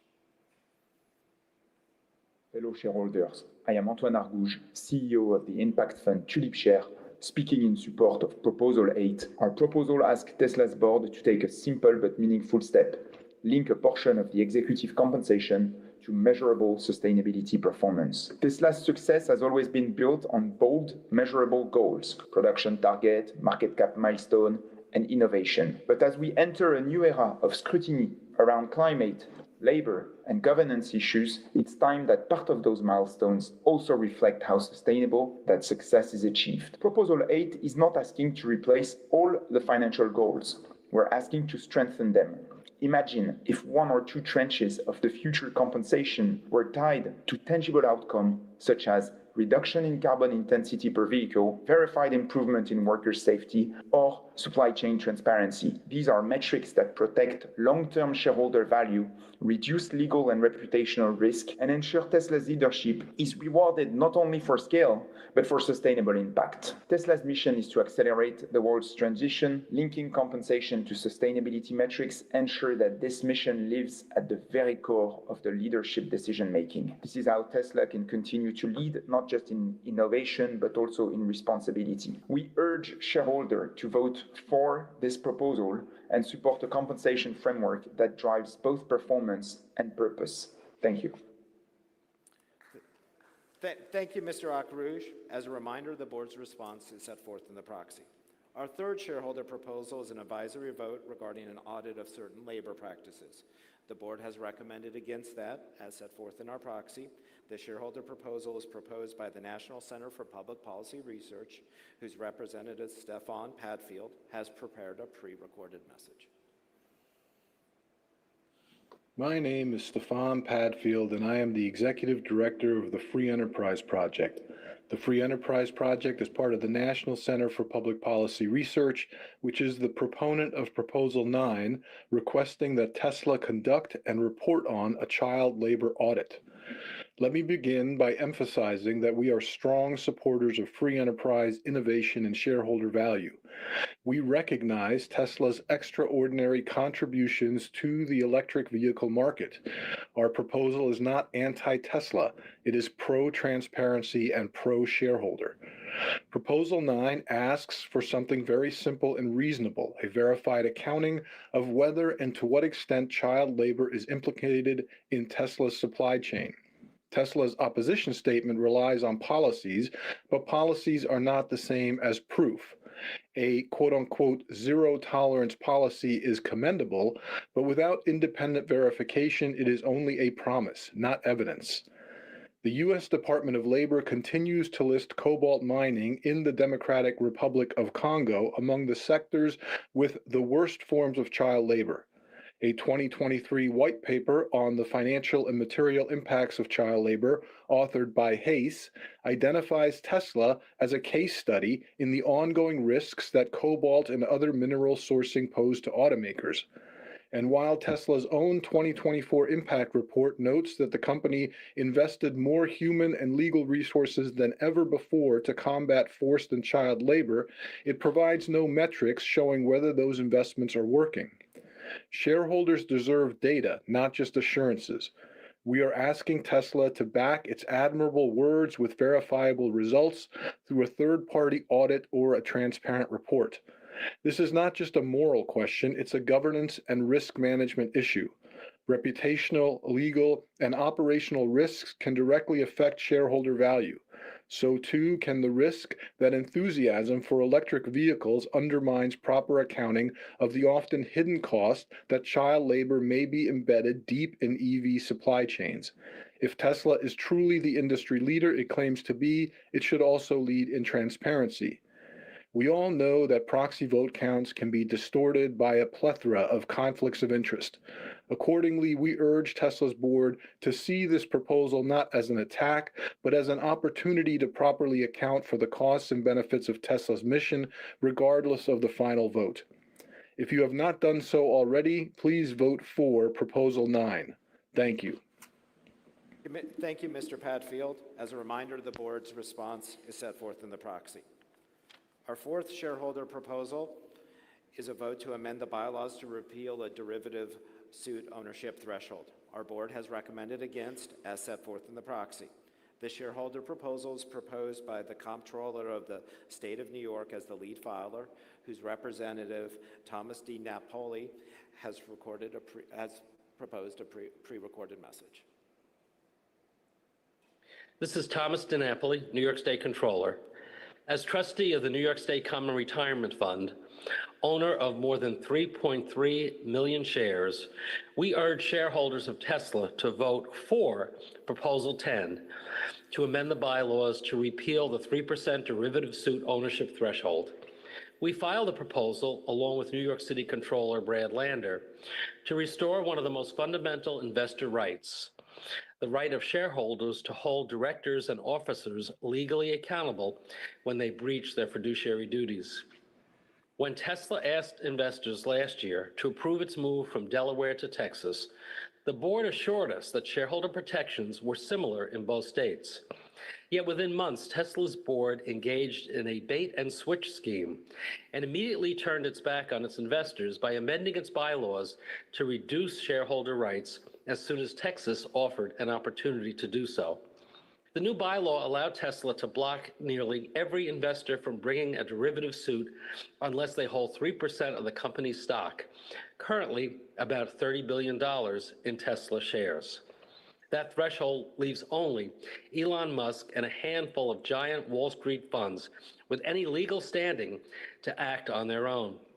It effectively makes the board immune from accountability.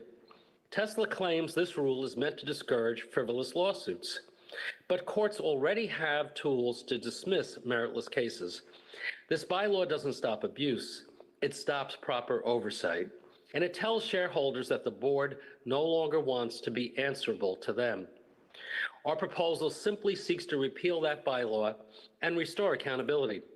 It ensures that if directors violate their duties, all investors still have a path to protect the company's long-term value.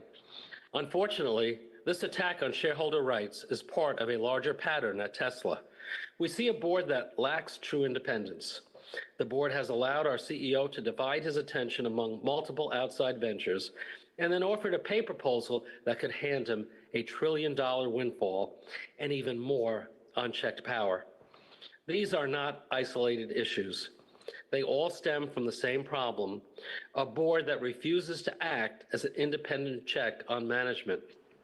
Tesla has changed the world through innovation. But no company, no matter how visionary, can thrive without accountability.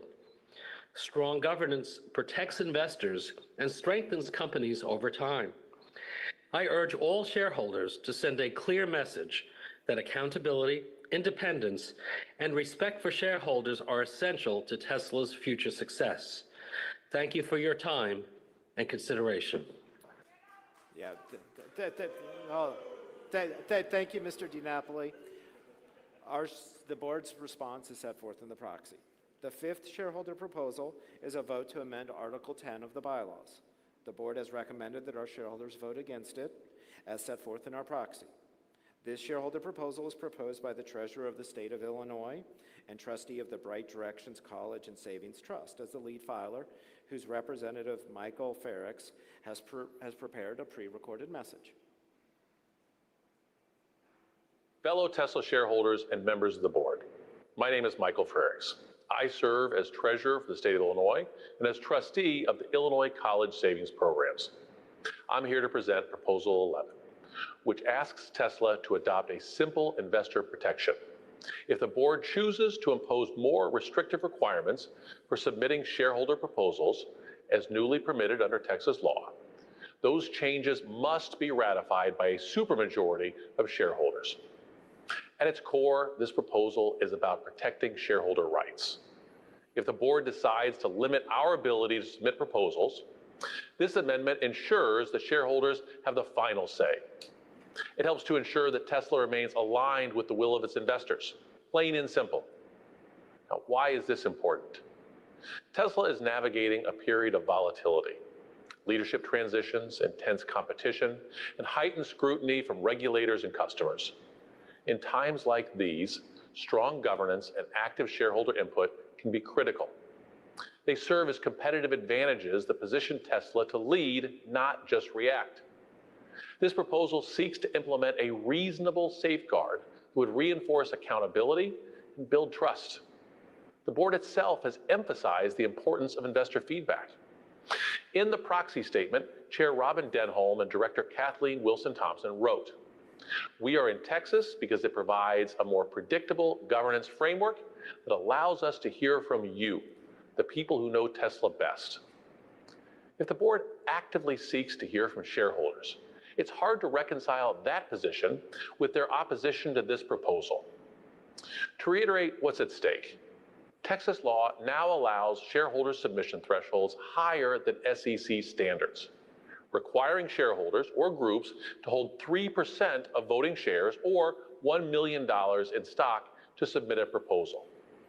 Compare that to current SEC rules, which allow a shareholder to have holdings as low as $2,000 to $25,000, depending on how long the shareholder has held the stock.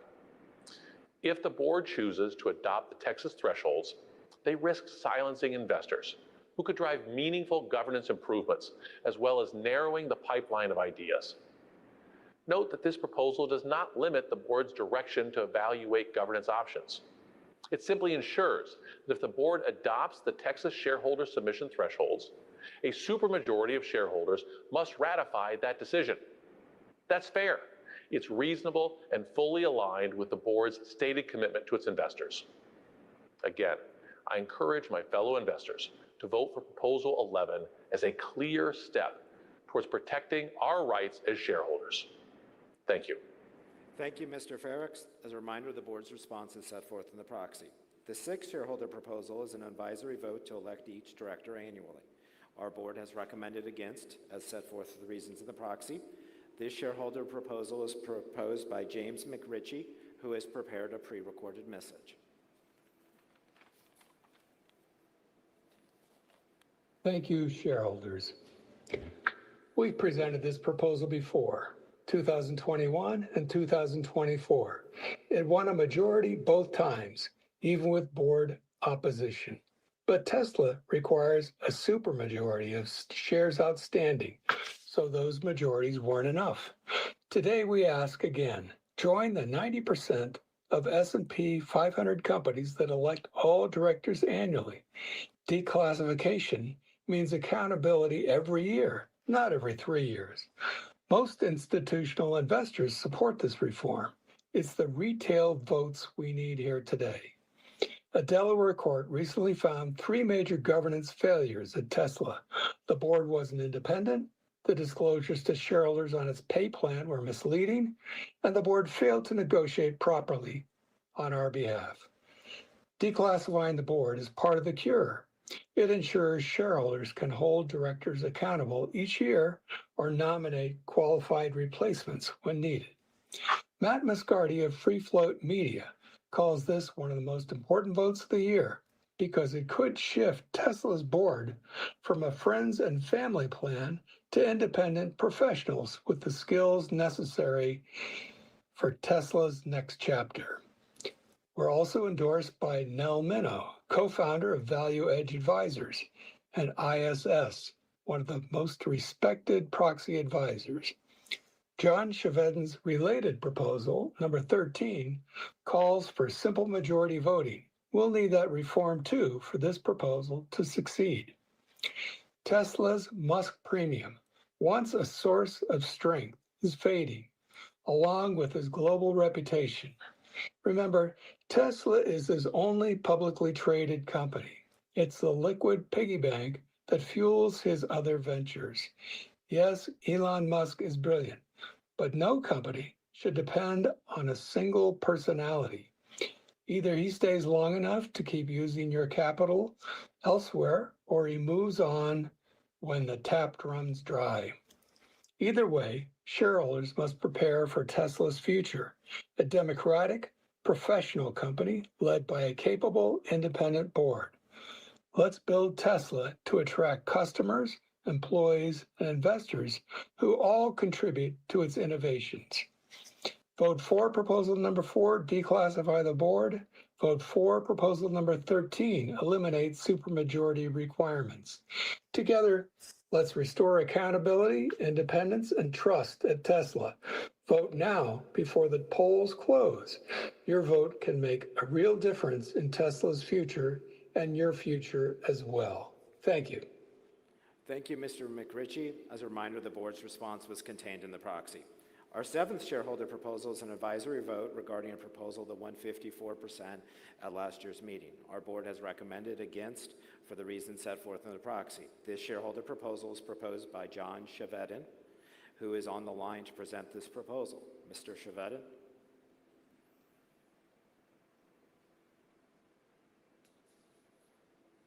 Hello, this is John Chevedden.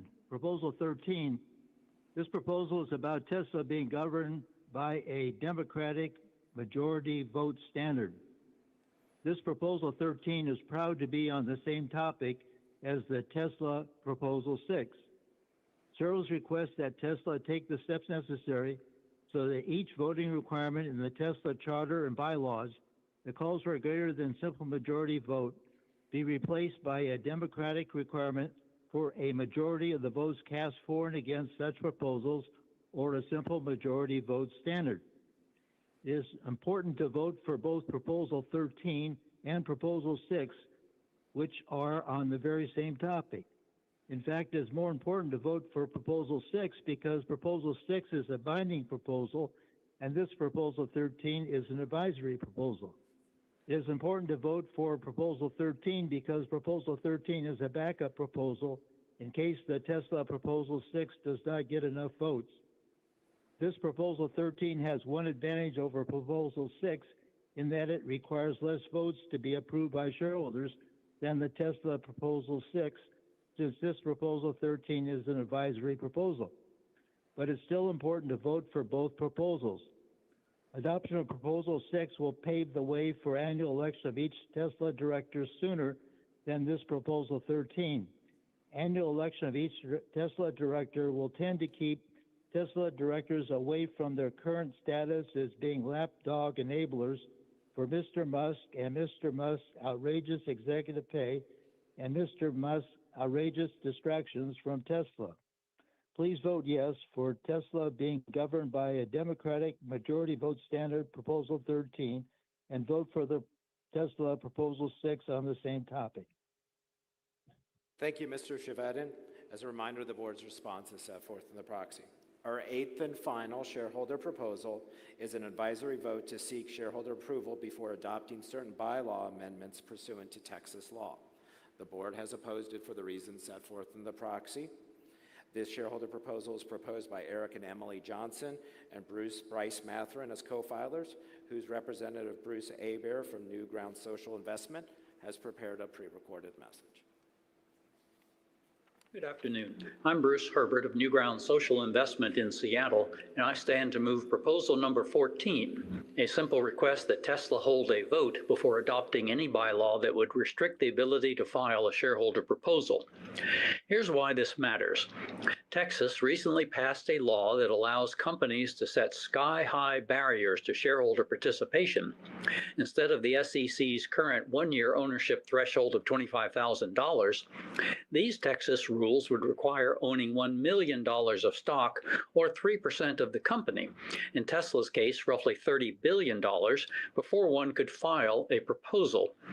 And Tesla could enact this without a shareholder vote, simply by issuing a notice. This is not shareholder democracy. It's silencing shareholders, like nearly every one of us in this room, whether you are an individual, retiree, or institution. The backers of such thresholds presume you must be ultra-rich in order to have a good idea, which on its face is a baseless and undemocratic proposition. The shareholder proposal process serves both Tesla and the capital markets. This is because stockholders frequently spot emerging risks long before they hit the headlines, whether in the form of labor relations, climate impacts, or failures in governance. Shareholders provide an efficient, early warning system that helps companies to stay ahead of the curve. We are a low-cost, high-value cornerstone that keeps companies and capital markets healthy. In closing, corporate democracy is not a nuisance. It's an important safeguard. It's how shareholders ensure accountability and informed long-term value creation. The idea here is quite simple. Before limiting shareholder rights, put it to a shareholder vote. Therefore, to keep Tesla engaged, accountable, and forward-looking, please vote for proposal number 14. Thank you. Thank you, Mr. Abear. As a reminder, the board's response is set forth in the proxy. Please note now is your final opportunity submitting votes for them to be counted. I declare that the polls are now closed. Based on the proxies that we have received and the votes submitted at the meeting, I'd like to announce these results on a preliminary basis. With respect to the shareholder proposals, items 8 through 14, our shareholders have supported the recommendations on the Tesla board on all of them, other than proposal 12.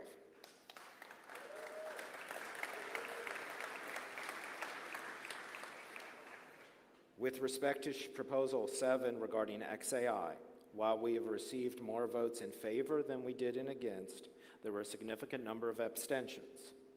Since this is an advisory vote, the board will examine the next steps in light of this level of shareholder support.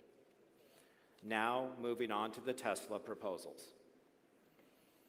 First, on the proposal to adopt amendments to our organizational documents to eliminate certain supermajority voting requirements, our shareholders have not approved. Second, on the Say on Pay advisory vote, our shareholders have approved.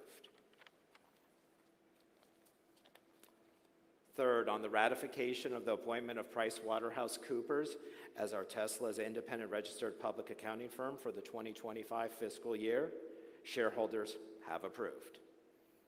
Fourth, on the election of our 3 Class 3 directors, Ira, Joe, and Kathleen, our shareholders have re-elected them.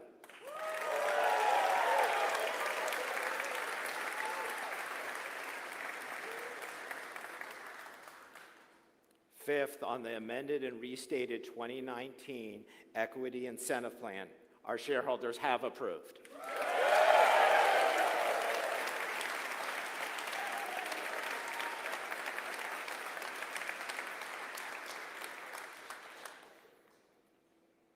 Sixth and finally, on the 2025 CEO Performance Award to our founder and CEO, Elon Musk, with over 75% voting in favor, approved.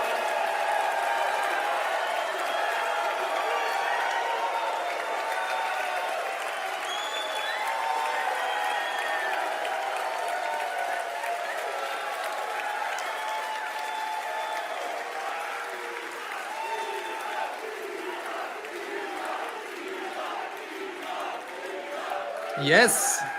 Sorry. Ich soll ja nicht so laut reden. Coole Sache.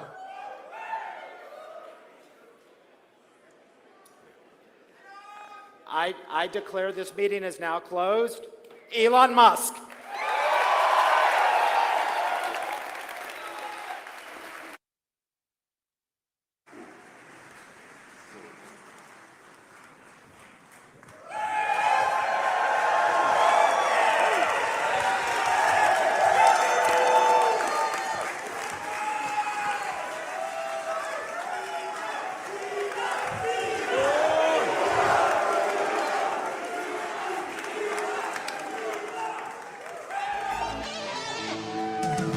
Welcome.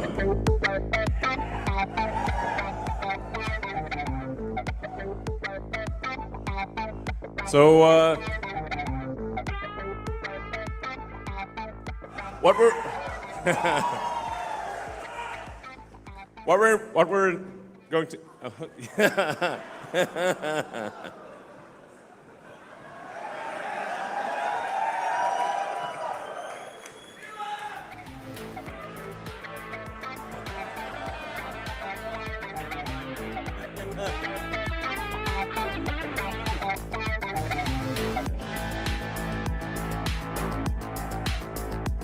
Those bots are just dancing. There are no wires.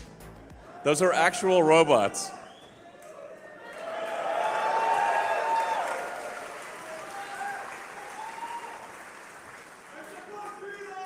Thanks, guys. First of all, I'd like to just give a heartfelt thanks to everyone who supported the shareholder votes. I super appreciate it. Thank you, everyone. I'd like to thank the Tesla board for their immense support. We have a fantastic board, fantastic group of shareholders. Thank you all. And what we're about to embark upon is not merely a new chapter of the future of Tesla, but a whole new book. And I'm going to talk about that. So this really is going to be quite the story. Optimus is a fundamental part of that. The sheer scale of Optimus, I mean, I'm going to say a bunch of things that probably I shouldn't say, you know, but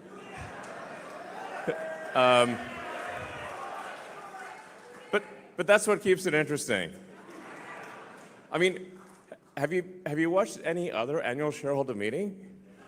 I mean, honestly, I was like, I mean, if you need to go to sleep, sure. I mean, other shareholder meetings are like snooze fests. I mean, but ours are bangers. I mean, look at this. This is sick. Das stimmt echt, hey. Habt ihr noch irgendein anderes Shareholder Meeting gesehen? Yeah, we got like the cyberpunk nightclub here with real robots just standing there and milling around and dancing. And around our engineering headquarters in Palo Alto, the robots are just walking around the office 24/7 with no one minding them. And then they go charge themselves. And so the scale of Optimus, like I said, that's really going to be something else. I think it's going to be the biggest product of all time by far. Yeah. So,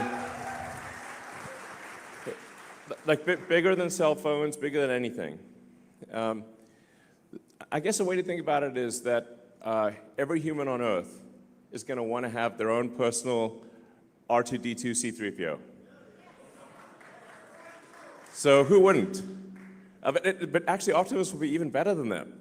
R2-D2, it's kind of would beep at you, and it's kind of hard to figure out what he's talking about. You need C-3PO to translate. But Optimus is going to be, like everyone's going to want one. I think in terms of industry, providing products and services, I think it's probably, 3 to 5 robots in industry for every, one that's a personal robot. I think there could be tens of billions of Optimus robots out there. Now, obviously, it's very important we pay close attention to safety here, because we do want the Star Wars movie, not the Jim Cameron movie. I love Jim Cameron's movies, but, you know, you know what I mean. So, so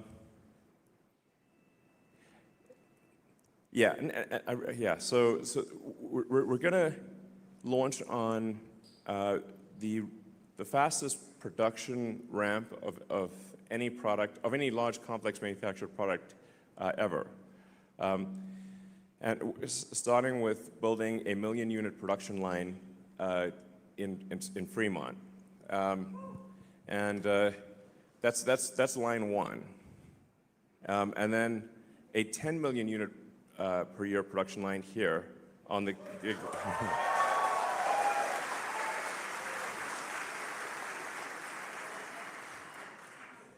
I don't know where we're going to put the 100 million unit production line.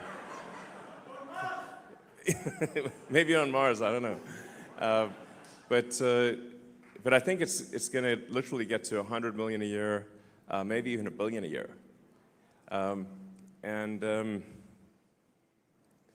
You know, people often talk about like eliminating poverty, giving everyone amazing medical care.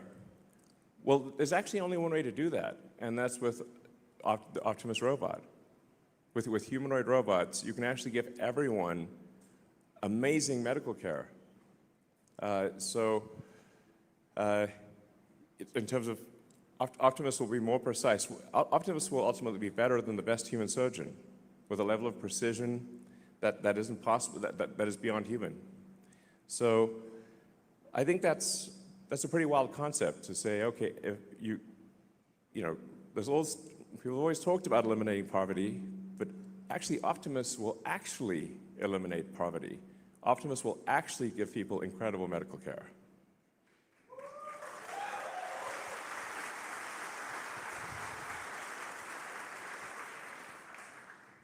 So, I mean, and so you start getting like sort of some pretty wild sci-fi sort of scenarios where, and some of these things I say will obviously be taken out of context and used in snippets and, you know, sent around, but whatever. I'm still going to say them. You know, like I think we may be able to give people a more, if somebody's committed crime, a more humane form of containment of future crime, which is if you say like you now get a free Optimus and it's just going to follow you around and stop you from doing crime. But other than that, you get to do anything. It's just going to stop you from committing crime. That's really it. You know, then you don't have to put people in like prisons and stuff. I think it's pretty wild to think of the various of all the possibilities, but I think it's clearly the future. You know, my book recommendation for maybe the best, mostly utopian sci-fi future are the Ian Banks books, the culture books. So if you're curious, like what do I think the future is probably like? I think it's probably a bit like that. Or, you know, Asimov to some degree, but I think it's, and Heinlein, but Ian Banks, if you're like saying, what does Elon think the future probably will be like for AI and robots, it's kind of Banksian.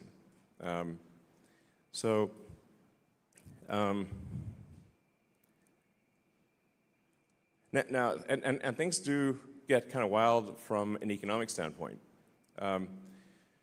Because at a certain point, with AI and robotics, you can actually increase the global economy by a factor of 10 or maybe 100. There's not like an obvious limit.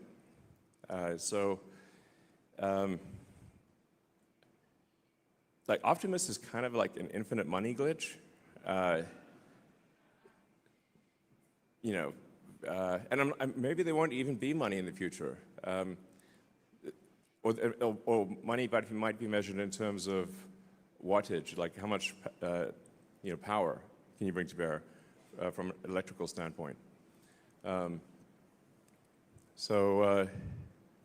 guess what I'm saying is hang on to your Tesla stock.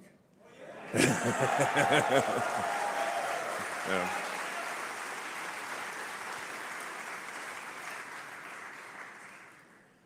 So, yeah, man, it's pretty wild. You're welcome. Well, let's see, I think we've got some slides to go through. I'm going to say ad-lib a lot of this stuff, but... So, you know, when we started Tesla, the goal was to accelerate the advent of sustainable energy, and that's what we've done. I think Tesla has really led the way with electric vehicles, with battery packs, with a lot of solar, and many other companies have then followed our lead and done that. And electric cars, which used to be non-existent, are now prevalent. And the Model Y, for example, is the #1 selling car of any kind on Earth.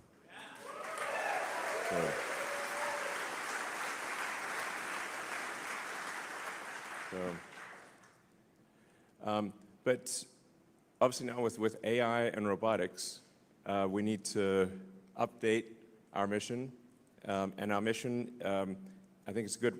It's a great mission, which is to achieve sustainable abundance. Which is, it's like, because I often ask people, like, what is the future that you want? What's the best future you can imagine?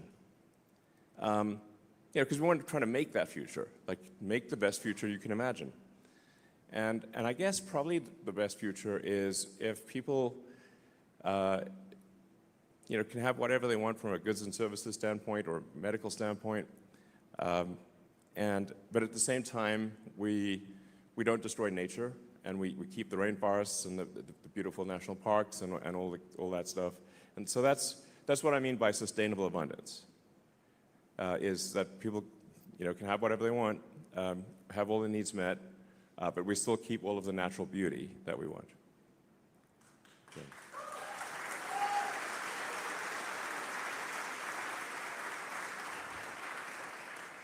I mean, if somebody can think of a better future, I'm all ears. But I think that's probably the best way to go. So yeah. Let's see. So.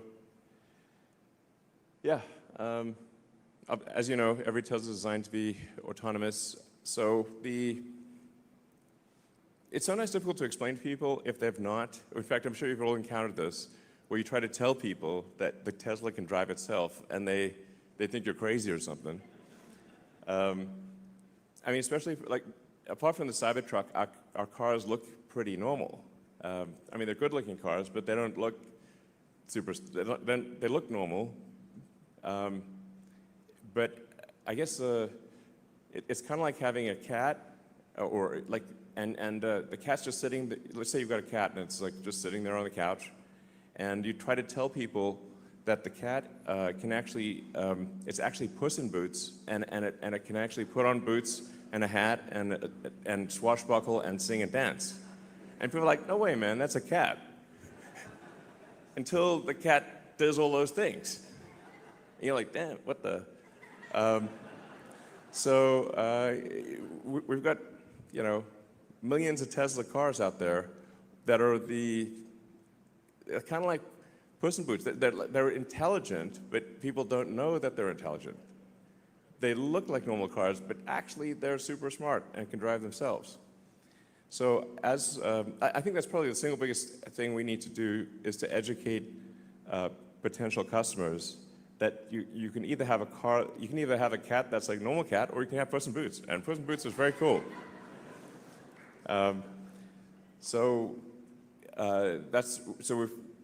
These days when people come to our stores, or even people that have the car haven't turned it on, we find, and sometimes people have paid for FSD and they haven't turned it on. We're like, what? You should at least try it once.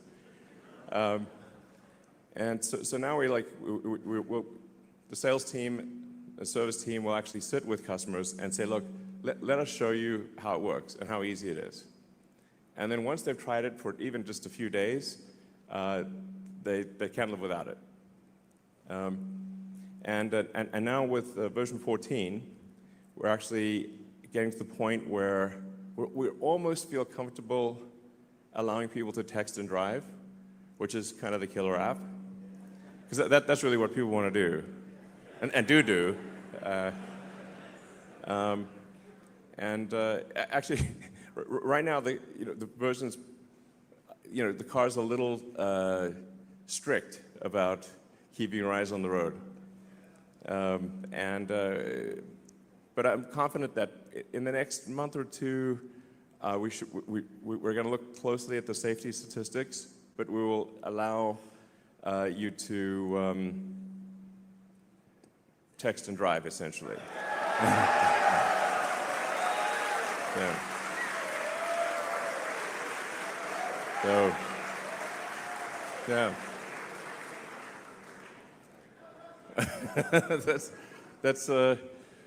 It's certainly been the current situation, which often people will actually turn off FSD to text, then turn it back on, which is less safe.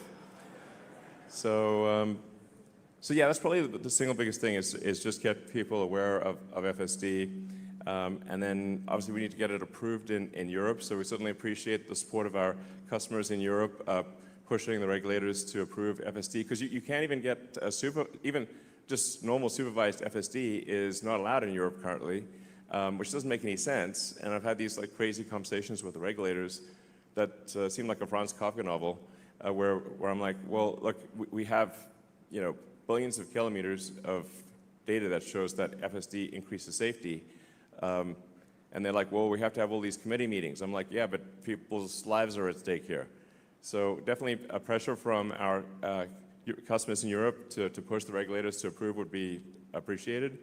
And then we have partial approval in China, and we hopefully we'll have full approval in China around February or March or so. That's what they've told us.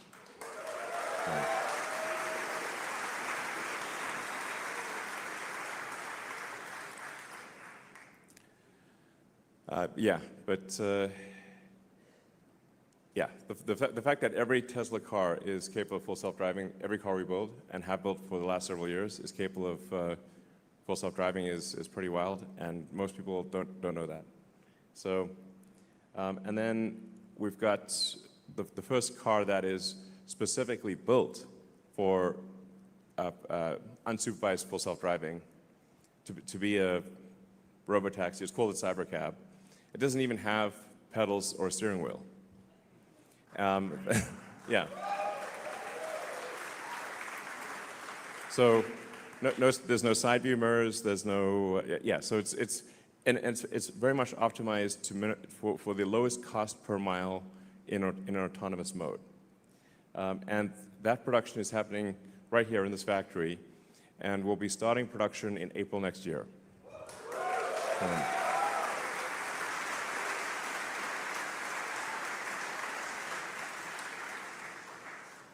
So the way that Cybercab is designed is it's designed obviously for a purely autonomous world, but also the manufacturing system is unlike any other car.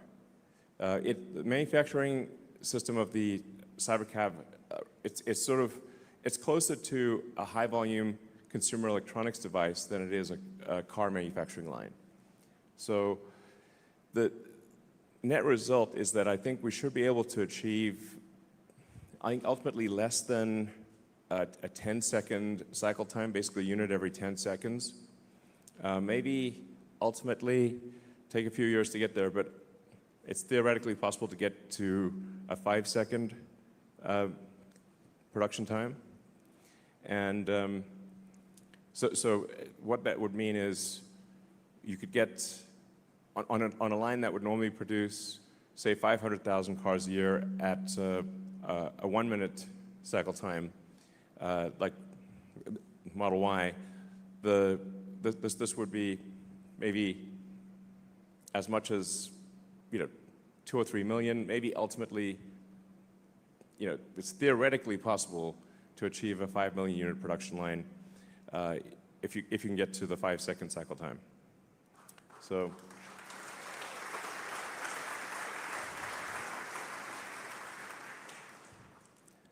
It's a lot of cars. So these will be everywhere in the future. So And we want it to look futuristic, so like it changes the look of the roads. Now the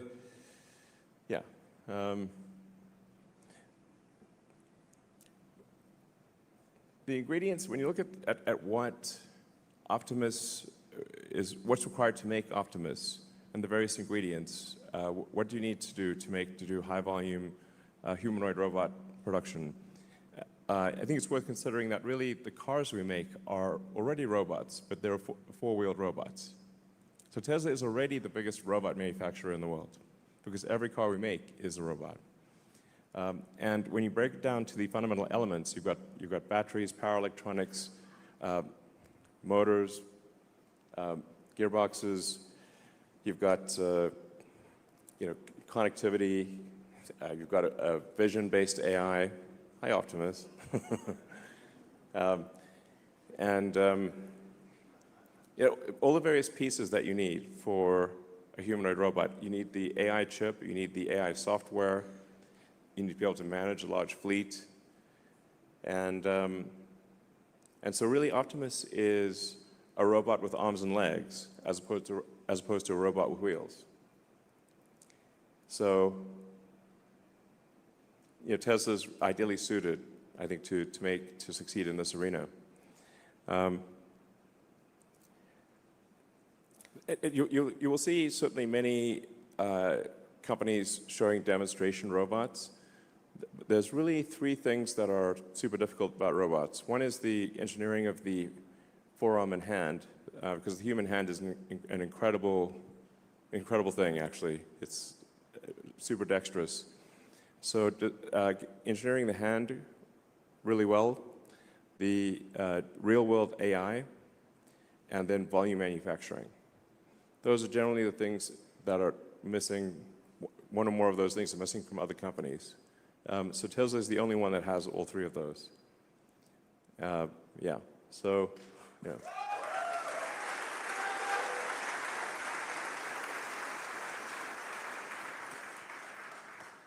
So this is the Optimus kind of initial, it's kind of the prototype production line. The high volume production line will be very automated, obviously, but this is really the production line that we use to make the prototypes. So you can get a sort of rough sense for what it takes to build the robot.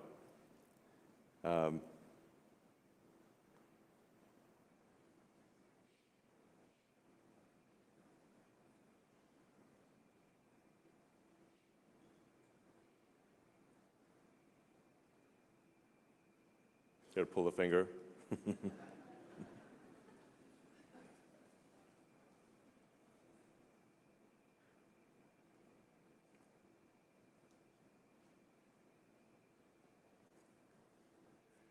And then, as I've said before, I think once we reach about 1 million units per year of sustained production or in excess of that, I think probably the cost of production is around $20,000 in current year dollars.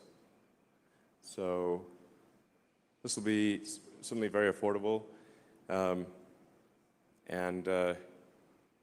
Yeah, like I said, I think Optimus will ultimately increase the size of the economy probably by a factor of 10 or more.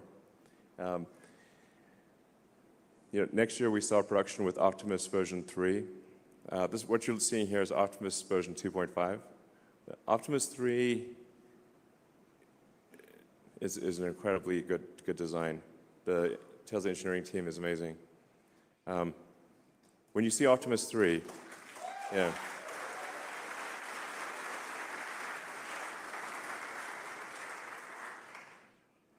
It will seem as though that there's someone like a person in a robot outfit, which is how we started with Optimus. It really is going to be something special. And then Optimus 4, that hopefully starts production in 27, and then Optimus 5 in 28. So it's kind of like an annual release cycle with significant improvements with each one and gigantic increases in the scale of production. So Yeah, sustainable abundance via AI and robotics. That's the future we're headed for.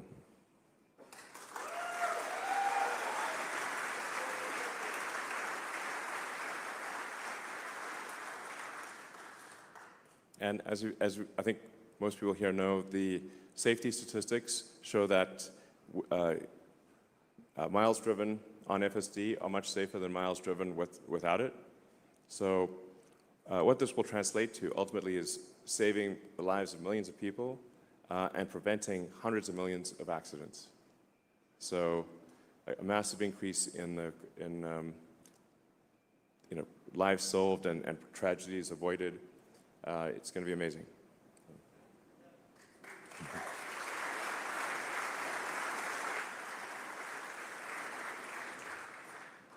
And how many people here have tried 14.1? Okay. All right, cool. Yeah, you can see even with the point releases, it's getting quite a bit better. It should be pretty smooth at this point. But really 14.2 is, there are major changes with 14.2 and then 14.3. I think by 14.3 is when we'll really be at the point where you can just pretty much fall asleep and wake up at your destination. So.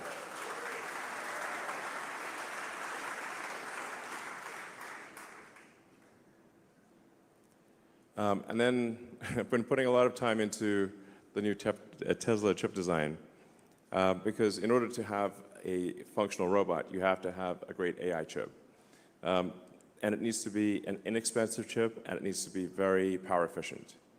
So we believe the AI5 chip will be probably about a third of the power of, say, something like a Blackwell, an NVIDIA Blackwell, which is a great chip, for roughly comparable performance, and much less than 10% of the cost. So.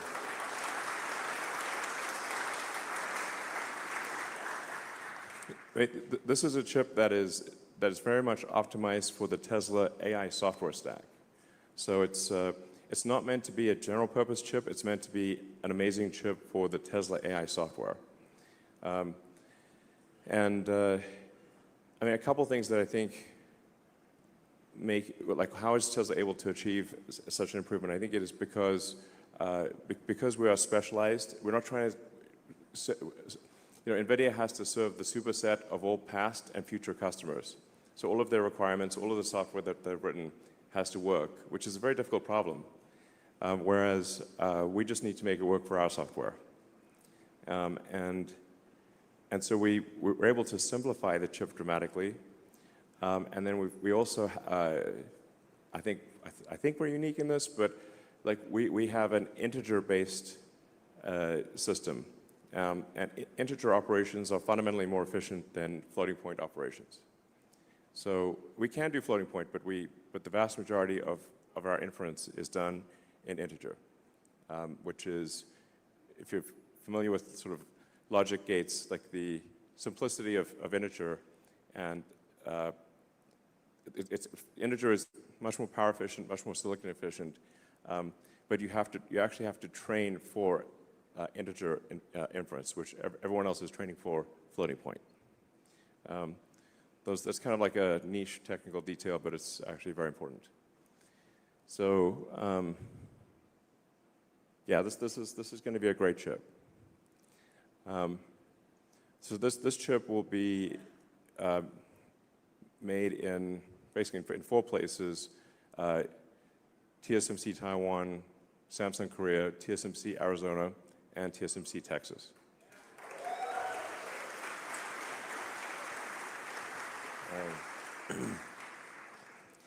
And we already know what improvements to make for AI6.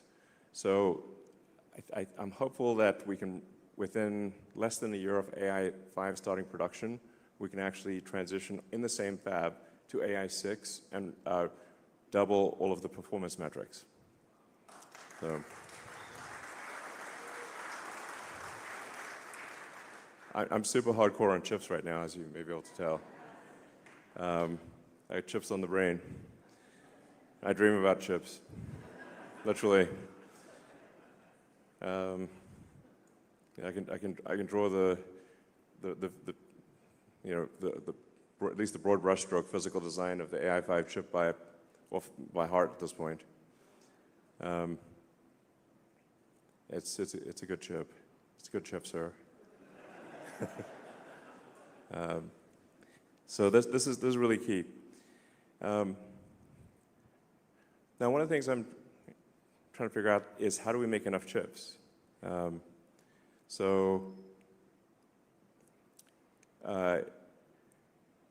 know, I have a lot of respect for the Tesla partners, TSMC and Samsung. Yeah, you know, maybe we'll do something with Intel. We haven't signed any deal, but it's probably worth having discussions with Intel. Even when we extrapolate the best case scenario for chip production from our suppliers, it's still not enough. So I think we may have to do a Tesla terafab. So it's like Giga, but way bigger. I can't see any other way to get to the volume of chips that we're looking for. So I think we're probably going to have to build a gigantic chip fab. Yeah.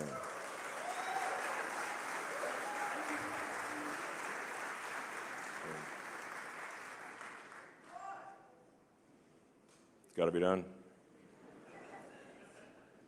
So anyway, some of the stuff I've already talked about. Yep, we've done a tremendous amount for sustainable energy, and that's only going to grow over time. The world is moving towards a solar battery economy, which is ultimately that's where it was going to go anyway. But what Tesla's done is accelerate that outcome. Sometimes people don't understand quite how much energy comes from the sun. So the sun is 99.8% of all mass in the solar system, Jupiter being 0.1%, and then 0.1% is miscellaneous, Earth being in the miscellaneous category. So the total amount of energy, sometimes people say, like, well, we'll build fusion reactors on Earth. It's like, well, actually, the giant fusion reactor in the sky is basically impossible to beat. To such a degree that even if you could burn Jupiter in a thermonuclear reactor, the amount of energy produced by the sun would still round up to 100%. That's how much energy the sun produces. So solar power is necessarily the future. And I think there's going to be a lot of solar-powered AI satellites. And I think Tesla's going to play a role in that.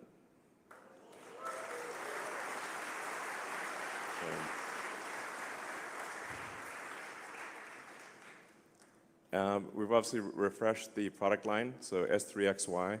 If people haven't tried the Model S, 3X or Y, or the Cybertruck, I recommend at least getting a test drive or a test ride, as the case may be. Try out the full self-driving, and I think you'll be blown away. To those who do not, if you might be listening and don't have a Tesla, you should try one.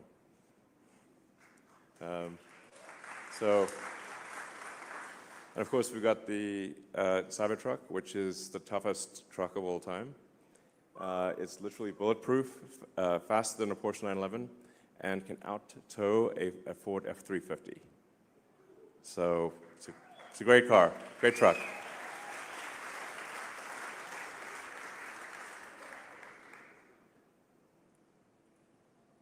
And then starting next year, we manufacture the Tesla Semi. So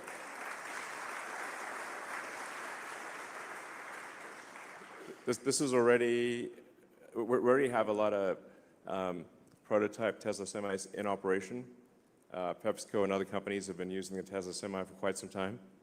But we will start volume production at our Northern Nevada factory in 2026. So we've got two big products, or three massive products starting production next year. We've got Optimus, we've got Tesla Semi, and we've got the Cybercab. So,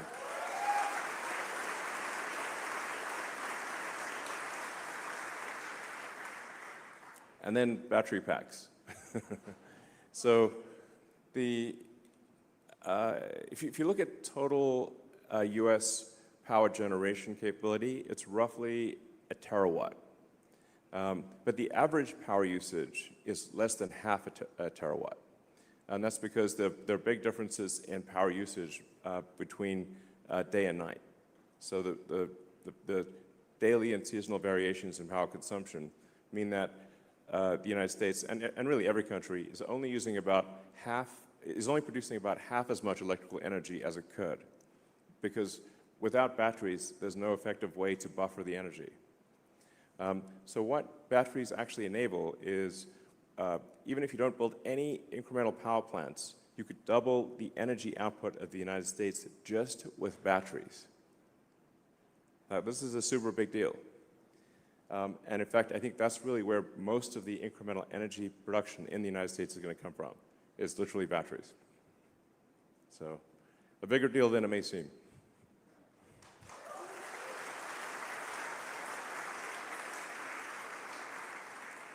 And then we keep improving the battery design, so the Mega Block, which makes it really easy to deploy battery, utility scale batteries. So we've just simplified and brought more of the components to be internal to the batteries, so you can just show up and drop off a battery and it works. And then hopefully over time we will actually add more and more of the power electronics, so that Megapack will actually be able to output up to 35 kilovolts directly. So you won't need a substation, is what I'm saying. You can just literally drop it off, kind of like the way that a power wall, you just connect it to the house, the utility wires go on one side and the other side goes to the house mains, and that's it. So we want to get Megapack to the point where you just literally take the utility wires and you plug them in and it just works. So.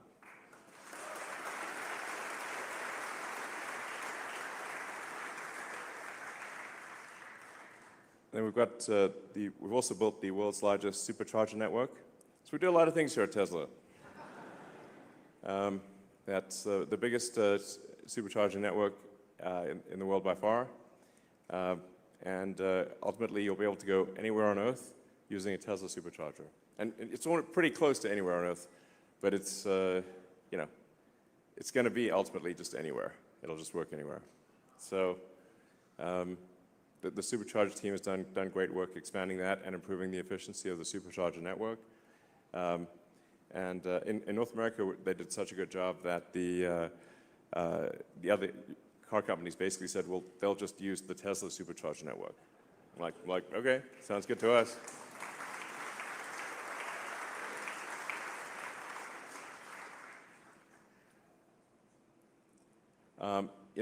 It's always important to have a slide on safety in the factory, so we continue to improve safety for our factory workers. We care a lot about their well-being. Like one way you can just tell if a company is a good company or not, if you just walk through the factory or walk through the office and catch the vibe. And the vibe in the Tesla factory is good. People are happy. That's how you know it's a good company.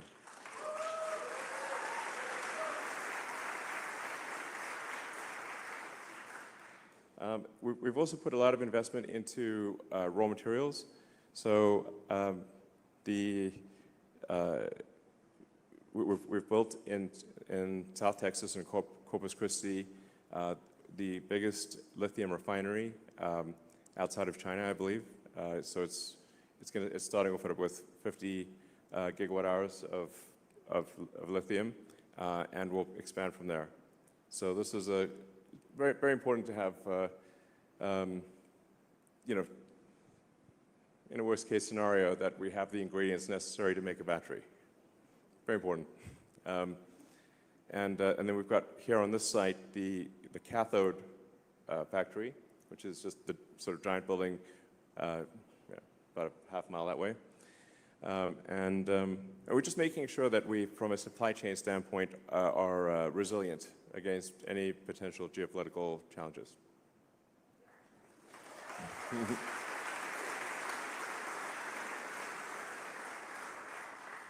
And then also at this factory, we also make the 4680 cell, which is getting better and better. And that 4680 cell will be used in the Cybercab. It is being used in the Cybertruck and will be used in the Cybercab and also in Optimus. So that's going well. But we continue, obviously, to get cells from many suppliers. It's kind of like the chip fab thing. We'll take as many chips as our suppliers can provide us, but then beyond that, if they can't provide us with any incremental cells or chips, we kind of have to make them ourselves or we get stuck. That's the Tesla Semi factory. So it's going to be pretty cool to see these going down the road in scale.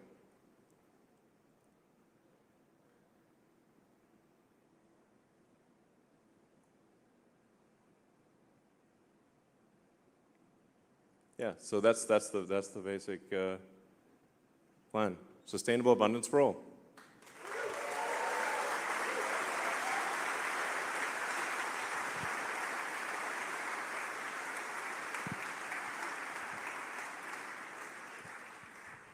All right, so yeah, I guess we can go into Q&A now.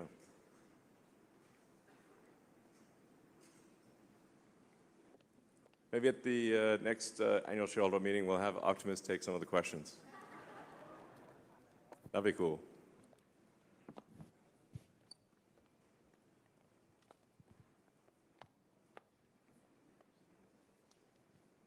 So let's see, Alexander. Well, thank you for your help, by the way.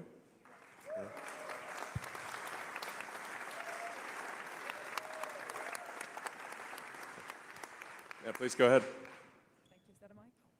Is it? No, let me hold it. It's okay. Well, what a year's been, right? I mean, just a year ago, President Trump got elected on the same day. These 12 months have been a heck of 12 months. Thank you to the board, because I think they had to weather quite some storms Yes. of institutional investors. And obviously, thank you to you. And we stand with you. I think we showed it, and we will show it every day.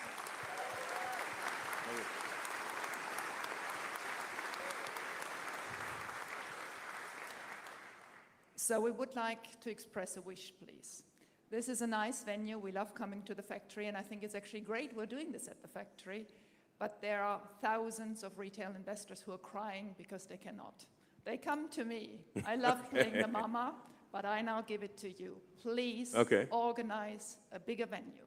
We're bigger than Berkshire, and we will do better than Berkshire. Okay, sure. And we can pay to make it happen. Yeah.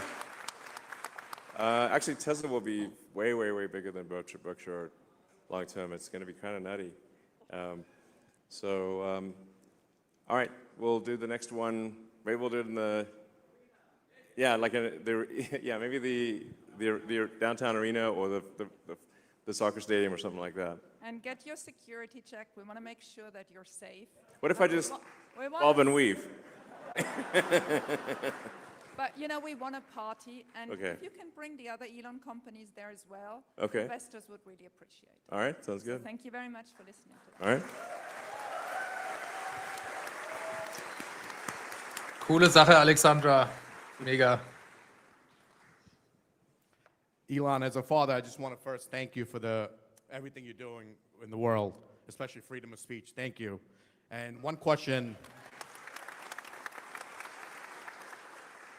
Will you or Tesla ever consider FSD tied to an owner's account rather than a vehicle to encourage more frequent upgrades, provided the transfer is to only a brand new Tesla vehicle while fostering brand loyalty? If the vehicle is sold or traded without upgrade to another Tesla, FSD ownership would end. Well, we have done that a few times.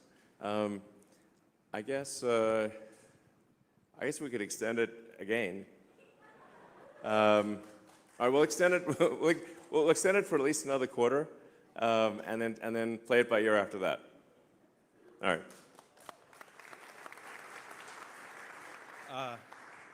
Howdy, Elon. Congrats on not having to show up to work for free anymore. Yeah.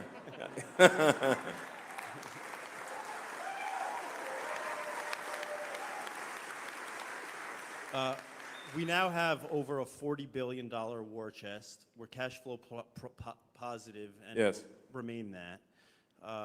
We know how you feel about fiat already. Is it time to take a look at Bitcoin? What's your belief on that? Also, you've hinted towards that there's a wheelchair accessible model in the works. Were you Yes. referring to the Robovin? And if so, can we please speed up production to help the least fortunate? Sure. Yeah, obviously we need a vehicle that's big enough to fit a wheelchair, if it's wheelchair accessible. So I think that is the Robovin or Robus or whatever we call it. I mean, it's not like we're slowing down because we want to slow down. It's like we're spinning like a zillion plates here. But I do think it would be very cool because I think aesthetically as well, it just would change the look of the roads and make it feel like the future. So it won't be long before we make that. But since we do have Optimus, we've got Cybercab, Optimus, and Semi all next year. We'll probably have to be maybe the year that a couple years from now or something like that. But we certainly will make a wheelchair accessible vehicle. Okay.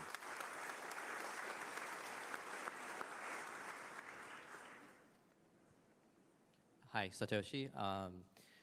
I was privileged enough to attend the Investor Day, and you also talked about the factory being a product.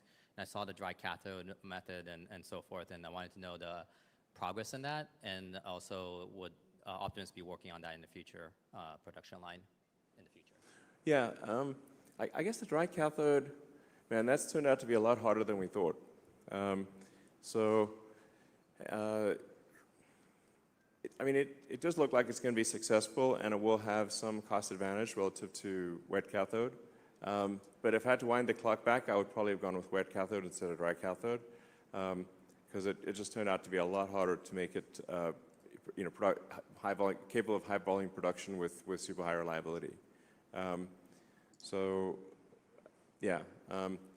we will be scaling up battery cell production at Tesla, and looking for cell production from our suppliers as well, because we're going to be ramping up production very dramatically at Tesla. So now that we believe we have full self-driving, that we have autonomy solved, or at least are within a few months of having it unsupervised autonomy solved at a reliability level significantly better than human.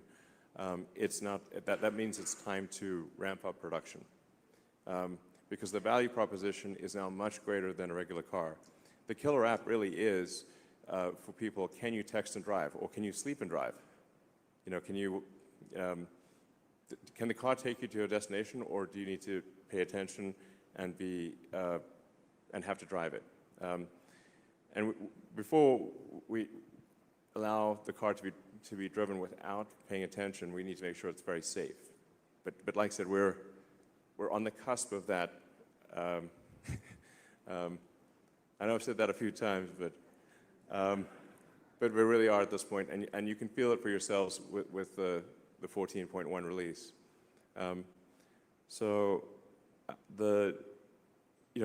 What we're going to push to expand vehicle production as fast as we possibly can. So aspirationally, we'd aim to increase vehicle production by about 50% by the end of next year. So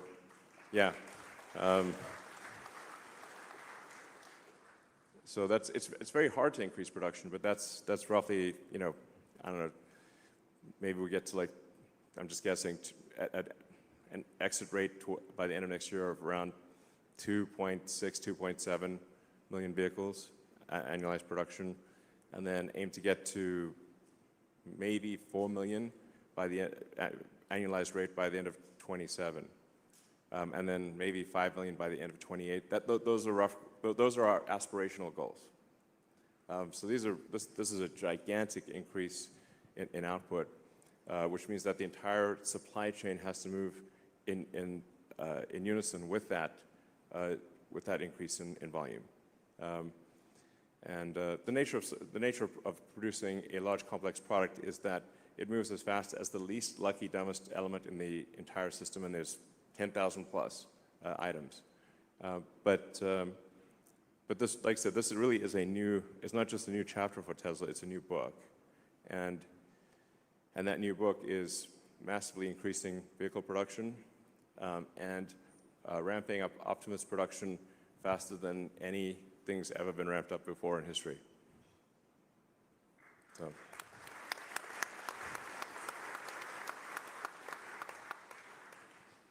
Awesome. Elon, thank you. Thank you from all of us. You know, the retail shareholders really care, and so I echo the sentiment of, you know, a larger venue where more can come. You know, as a testament to that, I was fortunate enough to be here last year, and since then, touring the factory, talking to, you know, people that work here, I'm just a retail shareholder, but increased my holdings 12 times, right? So I know it's really engaging and gives people a confidence, and so thank you for having us, and I do echo that. I hope it grows. Last year, I'm the one that asked you about your well-being and safety. Oh yeah, it's still alive. And you know, there's a broad, you know, general question, and it was before, you know, some of the uncertainty that's unfolded since then, and yeah. So I hope it had a positive, you know, impact, and you know, we all care. And so my question this year, you've talked recently about the most mind-blowing product demo of all time, and a shot at being the most memorable product unveiled ever. Roadster. Yeah. And I have patiently been waiting on my Founders Series Roadster reservation.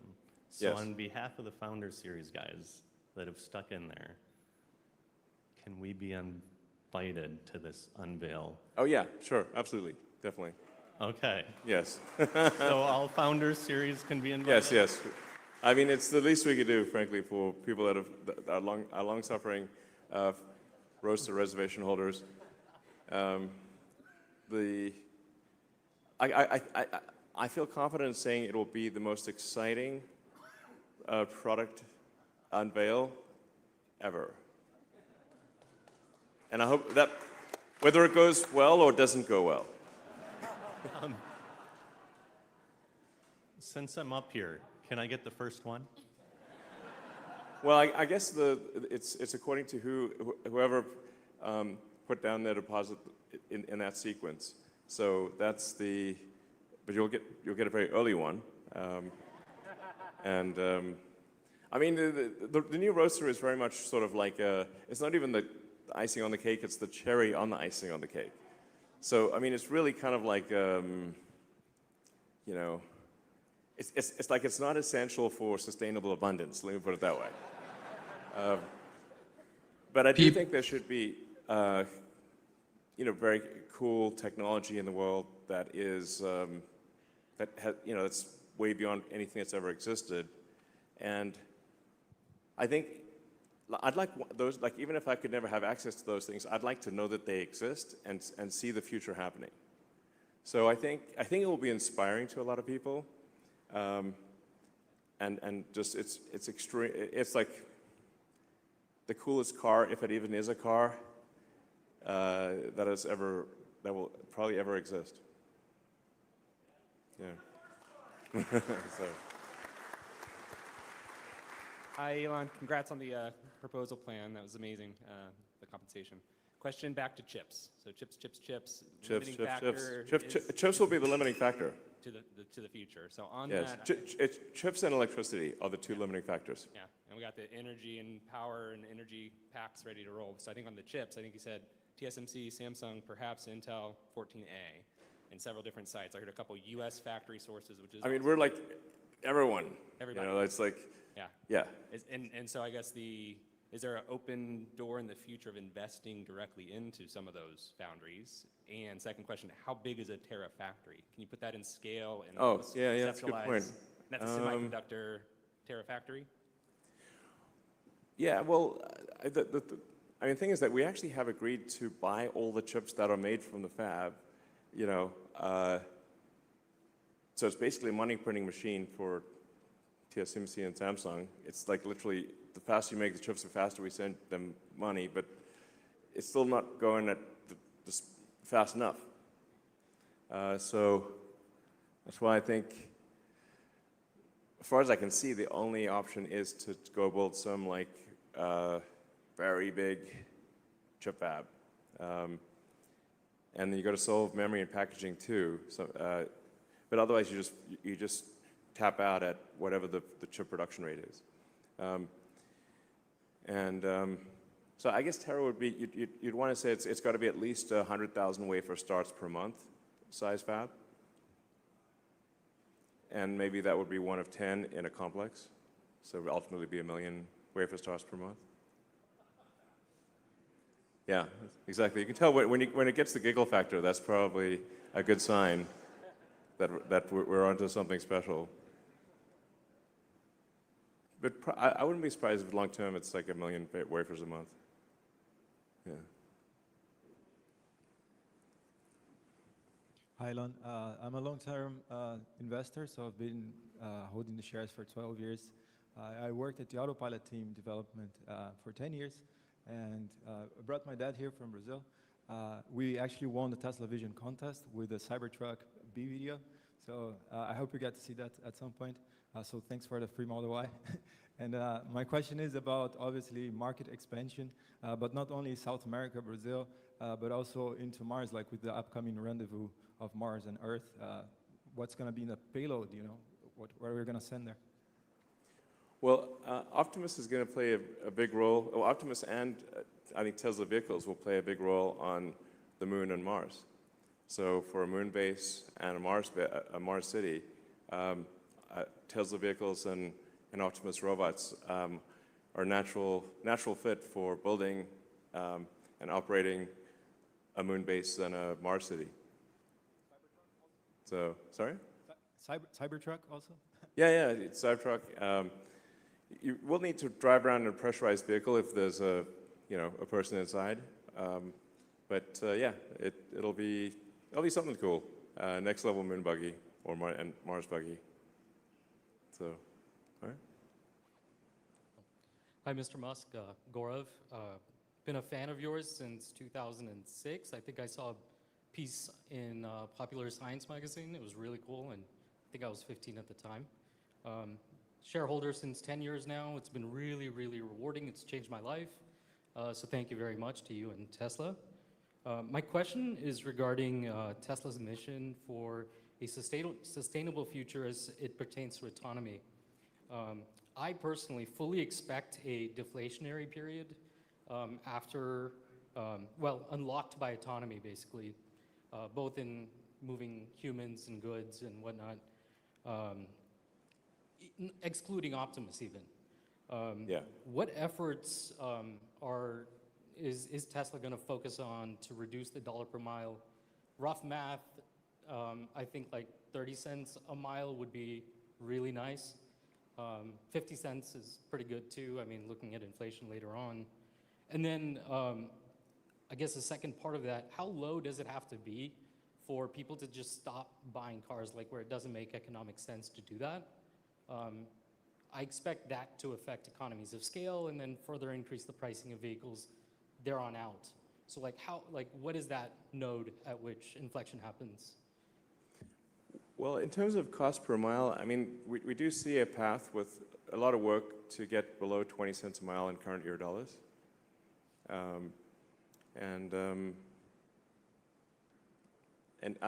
somewhat agree that things will probably be deflationary as productivity increases, because you can think of money supply as being the ratio of goods and services to what's the growth in goods and services versus the growth in the money supply. That ratio is basically inflation. And so if the output of goods and services grows faster than the money supply, then you necessarily have deflation, or vice versa. They try to make it sound complicated, but it's not. So I'm not sure that even government overspending can actually. I think government overspending will be lower than the increase in productivity of goods and services, which would imply deflation as you expect. Sorry? What about economies of scale and the impact it has to how you respond as an automotive company when people stop potentially buying cars? Economies of scale? In like auto manufacturing, for instance, it only makes sense if lots of people buy your vehicles. The total number of vehicles will decrease. You know, the sort of vehicle fleet out there is about 2 billion cars. Right? 2 billion. If you add up all cars and trucks that are not at a scrapyard, I think it's around 2 billion. But that number would decrease with autonomous vehicles. So the total fleet size would drop. I actually think miles driven will increase because it is now much less painful to travel somewhere. So if somebody's thinking about traveling across a busy city, then they'll take into account, well, how much pain do I have to deal with? If I have to go through 2 hours of traffic, I probably won't do it. But if you're just, say, sitting in a cybercab watching a movie or doing some work, then it's just like sitting in a little lounge. So I think you'll see probably a significant increase in total miles driven, but at the same time, a decrease in the total active fleet of vehicles. I'd just like to reiterate how grateful we all are to have you on board, ready to lead us to another $7 trillion in market cap, at least. At least. Obviously. Thank you. My question is, how much of a concern is it that when Cybercab starts production in Q2 next year, that regulation won't be there yet to where you can deploy Cybercabs being produced? Or are you guys confident that every Cybercab you guys make, you'll be able to deploy? Yeah, I think the rate at which we receive regulatory approval will roughly match the rate of Cybercab production. It'll be maybe a little tight, but it's about right.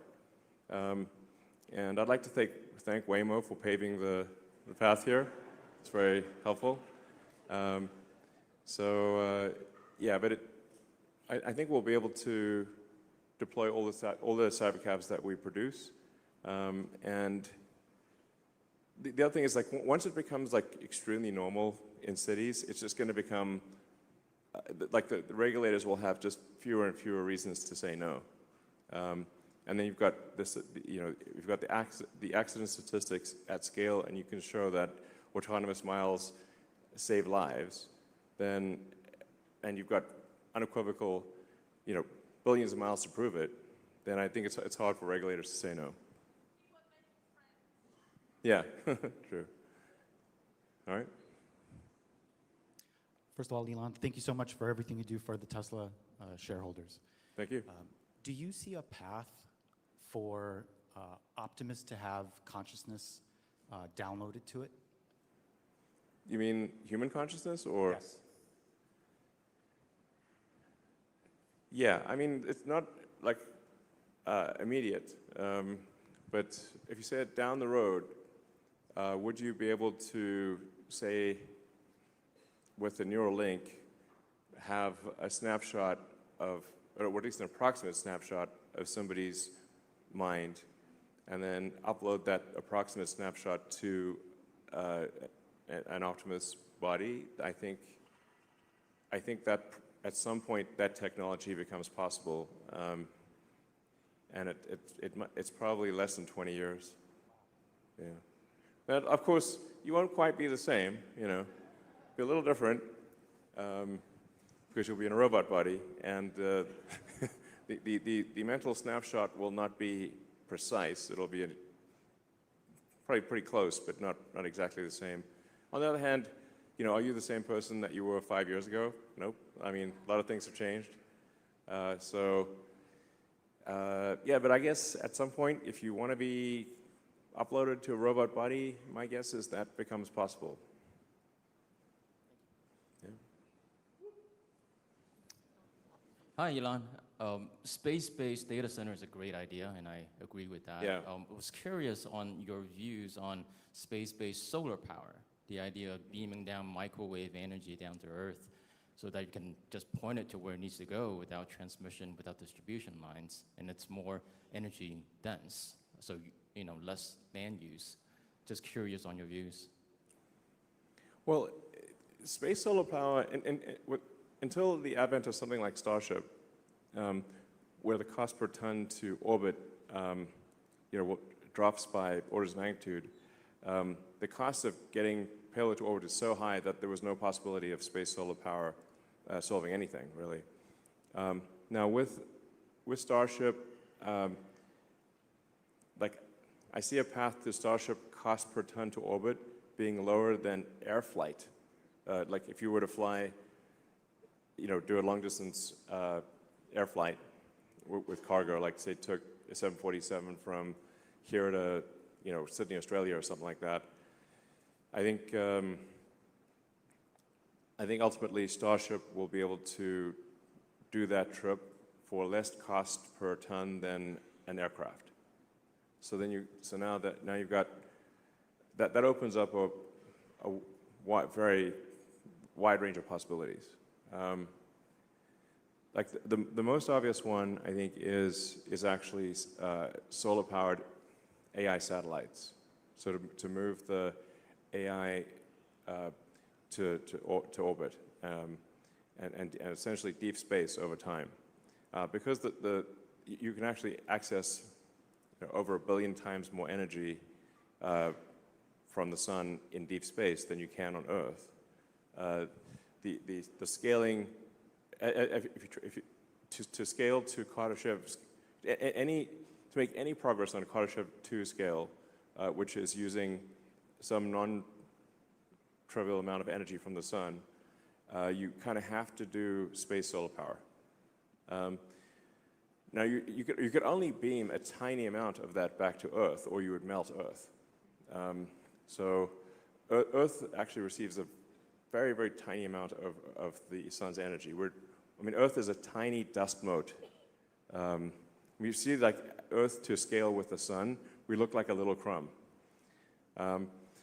So to scale civilization, like I said, to be at all relevant on a Kardashev 2 scale, like to even use 1/1,000,000% of the sun's energy, you really have to use solar power in deep space. And you could beam some of that back to Earth too, but you can only beam a tiny bit of it back, or you'd melt Earth. And this will be our last question. We'll do a few more. Sorry? Sorry. All right. Elon, look around you. This is a very, very small sample of Tesla soldiers. Maybe, actually, I should say Elon Musk soldiers. Well, thank you for your support. So, thank you, everyone.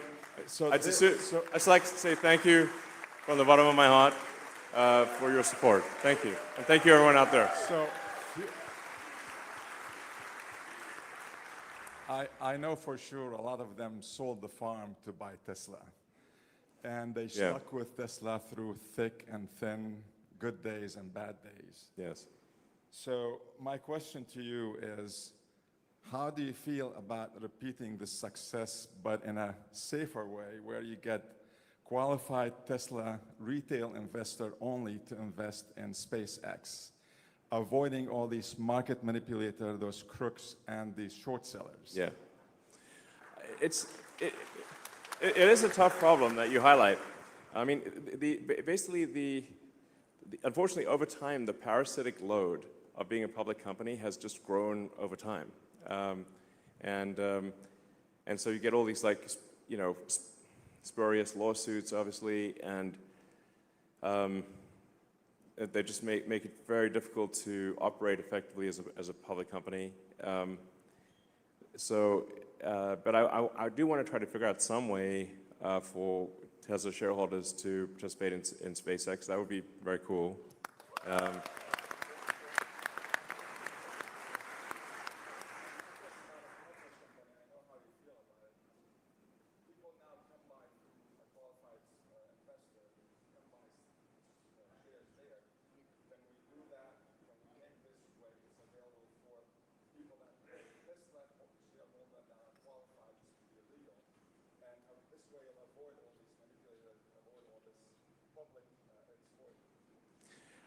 I've been giving a lot of thought to how to give people access to SpaceX stock, because I do want supporters to have SpaceX stock, but there's this sort of 2,500 shareholder threshold for, before you become a de facto public company. But I don't know, maybe at some point maybe at some point SpaceX should become a public company, despite all the downsides of being public. All right. Okay, first of all, thank you very much, Elon. Just an amazing job you're doing, not only for Tesla shareholders, but humanity in general. So we got a couple of questions many of us are asking. Like, we want to know, many of us think you are one of the most consequential business people on earth ever. And we want to understand, how do you think? Like, for example, like a couple one, how did you know in the master plan part 2, this is like 2018 or something like that, you calculated at that point it takes 6 billion miles of FSD miles driven before maybe the world, the regulatory, would approve it. And then the second is, like, when you were deciding if Tesla's going to have, the hardware chips, AI chips, did you know at that time that at some point when you get to AI5, it's going to be used not only for cars, but for bots and for AI data centers? Like, was that luck a little bit, or was it like you kind of knew that was going to happen? Well, generally, in terms of the estimates, like for the self-driving stuff, I generally try to get things to within an order of magnitude. It seemed to me like probably, and this was technically in kilometers, but it would be more closer to 10 billion kilometers, which is roughly 6 billion miles, than it would be to 1 billion. But I thought it would not take 100 billion kilometers. So it was really just when you're trying to guess something where there's a lot of uncertainty, you just try to get the estimate to the nearest order of magnitude, closest factor of 10, and that's why I said probably around 10 billion kilometers or 6 billion miles. And then, the chip, the reason Tesla created a chip team, and it's important to know, like, the vast majority of, like, Tesla is like a dozen startups in one, and we've only really done one major acquisition, which is Solar City, and then some very small ones. So almost all of this is organic. So I built the chip team from scratch, and the AI team from scratch. It was just because it became a limiting factor. So for hardware 2, we used NVIDIA, but NVIDIA was at that time focused on making really AI server hardware, which obviously was a smart bet. They're currently the most valuable company in the world. And Jensen Huang and his team have done an incredible job at NVIDIA. My hat's off to them. I'm a huge admirer of Jensen and NVIDIA. They've done amazing work. But they didn't want to do a low-cost, power-efficient car computer at the time, AI car computer. So I was like, well, okay, I guess we need to start a chip team to solve that. So then that's when I hired Jim Keller, and we built the chip team, and did AI3, then AI4, and then to be honest, we made some mistakes there with AI5, but now AI5 is back on track, and we'll have a very rapid cadence to AI6 and so forth. And this is really necessary for the car to, like with AI4, I think we can get to 200 or 300% better than human safety, maybe 400% better. But with AI5, I think we can do 1,000% better, or maybe even better than that. Than human safety. So at a certain point, actually, it might be too much intelligence for a car.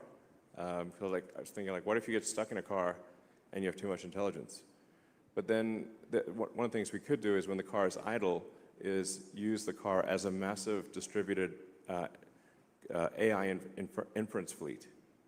So, you know, with the consent of customers, we're like, do you want your car to earn money for you while it's sitting in your garage at night? You know, I don't know, we'll pay, you know, $100 a month or $200 a month or whatever the right number is, if you allow Tesla to do AI inference workloads when you're not using your car. So that will also help the AI in the car not get bored. So, because like I sort of imagine, like, what if I got stuck in a car, you know, and then and the highlight of your day was driving. It's like, you know, but they don't always want to drive. So then what do you do the rest of the time? So I think Tesla could actually end up having the largest. Tesla might end up having the most amount of AI inference compute in the world. Like if you think, like maybe if we had 100 million car fleet, and at some point we may have more than 100 million car fleet, and they'll have AI 6, AI 7, you know, and if you're able to run a kilowatt of inference on a 100 million car fleet, now you've got 100 gigawatts of distributed inference with built-in cooling and power electronics and distributed power. So, you know, probably the market's valuing that at 0.0 right now, is my guess. But it seems like an obvious thing to do. If you've got distributed inference AI and you've got the power and the cooling, which is very difficult to do the power and the cooling, and 100 gigawatts is a lot. I mean, the average, you know, as I said, the average power consumption in the U.S. I think is around 460 gigawatts for that's the entire electrical consumption of the U.S. So if you did 100 gigawatts, that would be a pretty big number. But yeah, it's basically something as a limiting factor, and then we take actions to address the limiting factor. A quick follow-up. Thank you for that very much. A request for you. So you guys just unveiled the Cyber Bear. Looks fantastic. Oh yeah. We'd like to. It's beautiful. We'd want you guys, or you know, maybe do a Cyber Bull here in Giga, Texas. My name's Herbert. I've got a Brighter with Herbert channel on YouTube. This is the Cyber Bulls. We are representing the Tesla Bulls, and we stand with you, Elon. But wouldn't it be cool to have a Cyber Bull right here in Texas? Like a cyber Longhorn? Cyber Longhorn. All right, sure. We'll do a Cyber Longhorn for the factory. All right.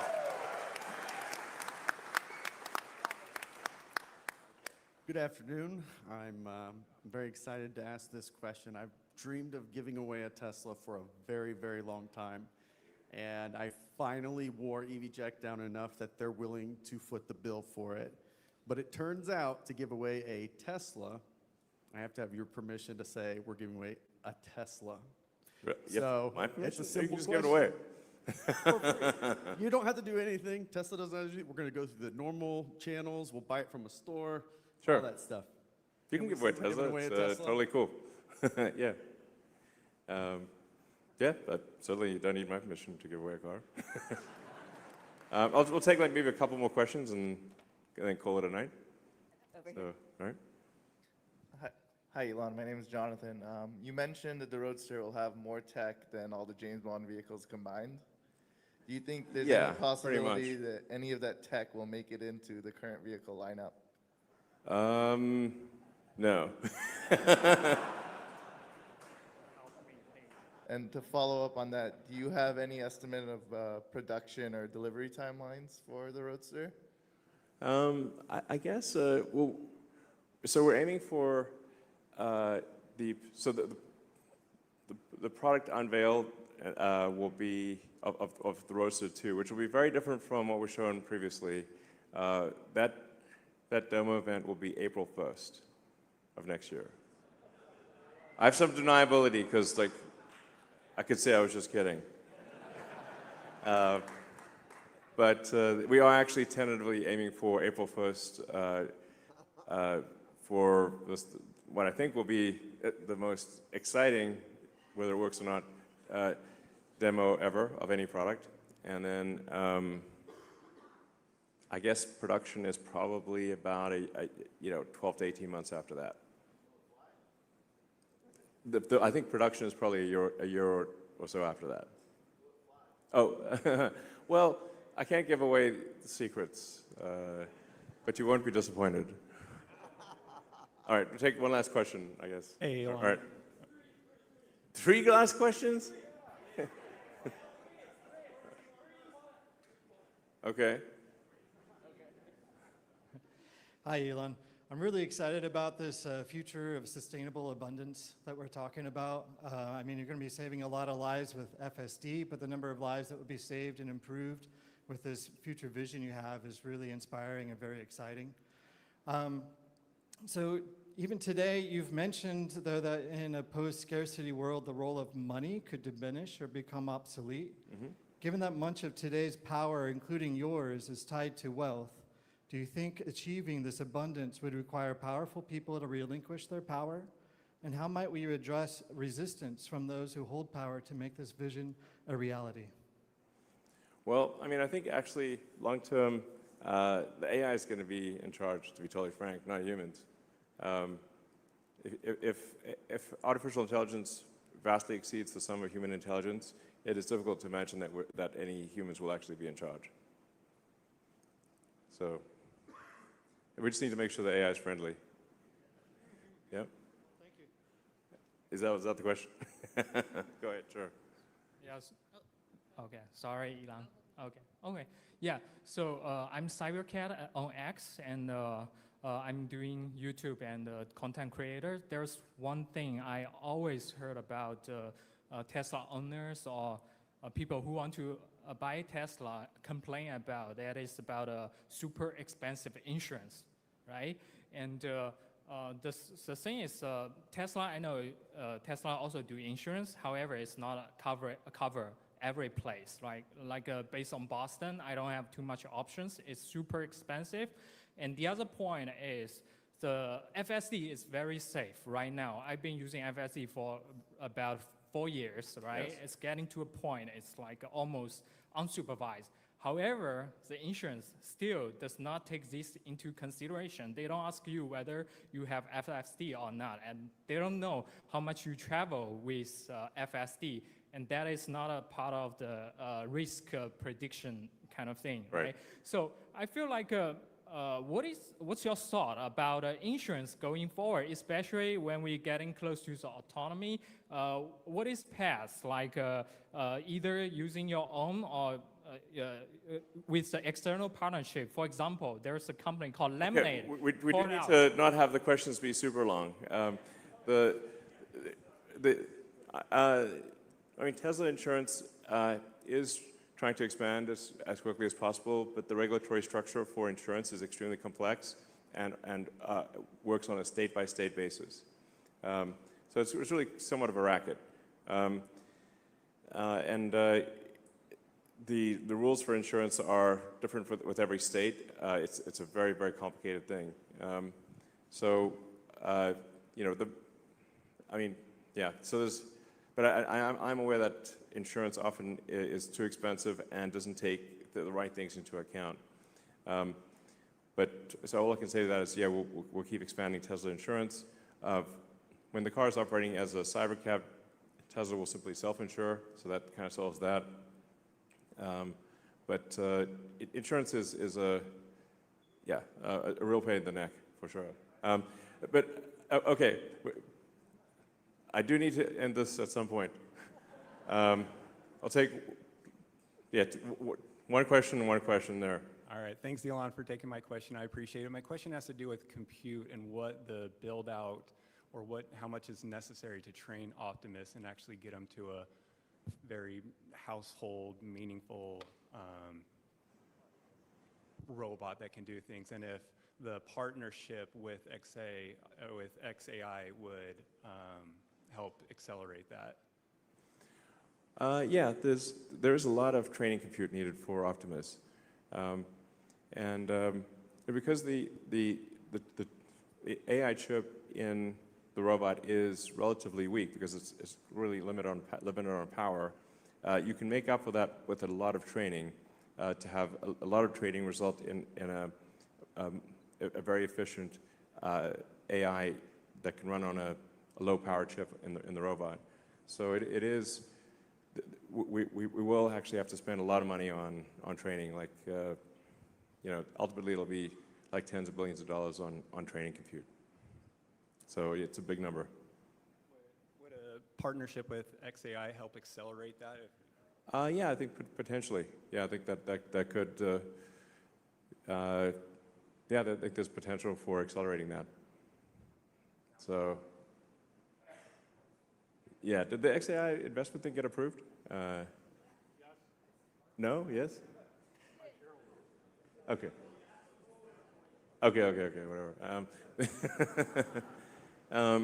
Whenever, like, it's like, Tesla and some other company that I have an interest in, then it's like always quite complicated to, do things. It has to go through a lot of hoops to happen.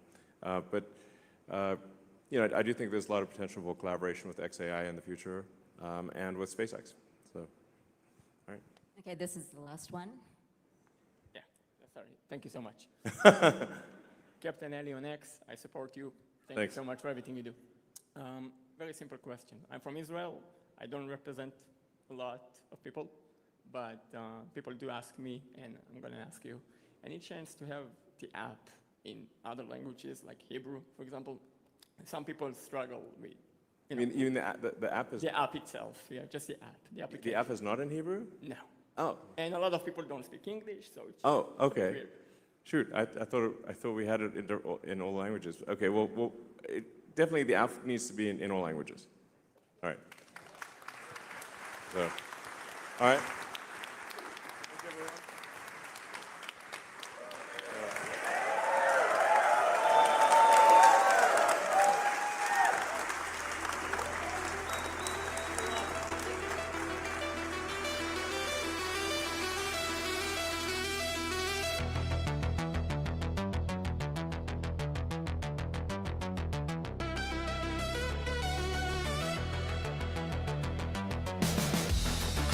Ja, das war's hier, glaube ich, mit dem Livestream vom Tesla Anleger Meeting. Ich stoppe mal hier die Musik.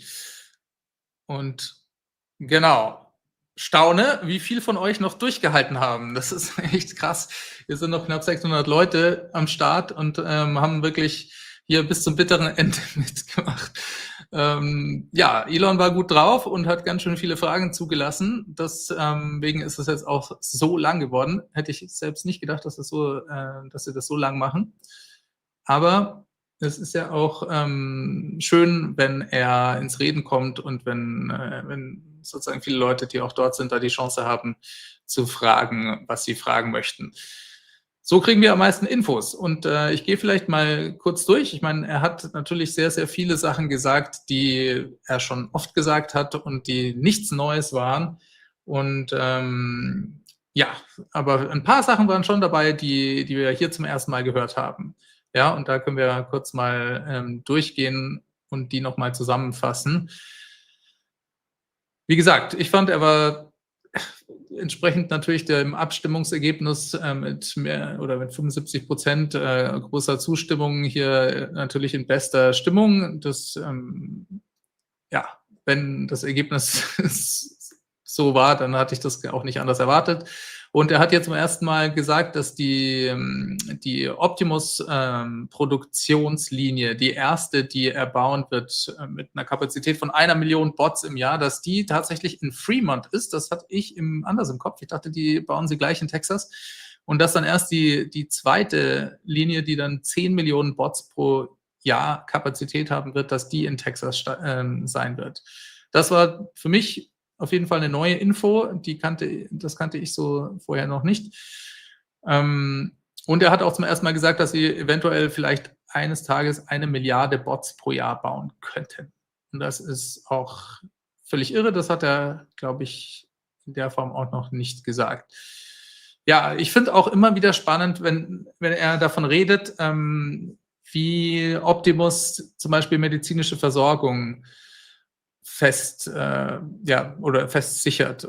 Und da denkt man ja oft vielleicht an Pflege und dass der eben dann sich um ältere Menschen kümmern könnte. Aber ich finde auch dieses Beispiel mit dem Chirurgen super, wo er immer sagt, ja, der Bot, der wird einfach besser operieren können als jeder. Und wenn du halt so einen Bot dabei hast und du hast irgendein Problem, dann operiert er dich halt.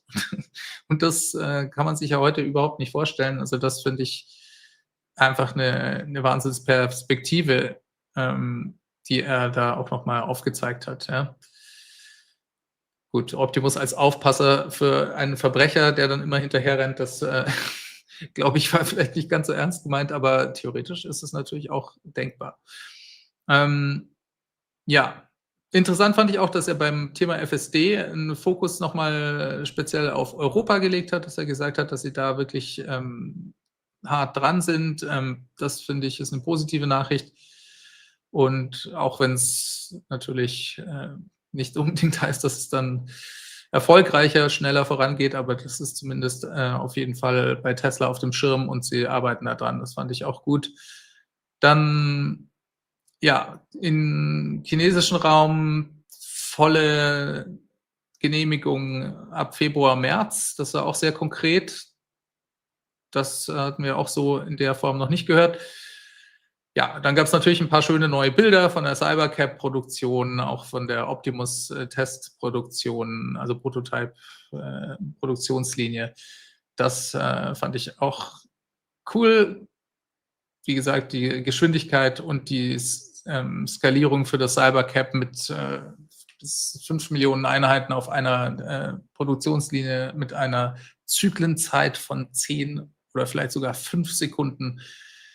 Das war nicht neu, aber trotzdem unglaublich, sich das vorzustellen, was das bedeutet. Ja.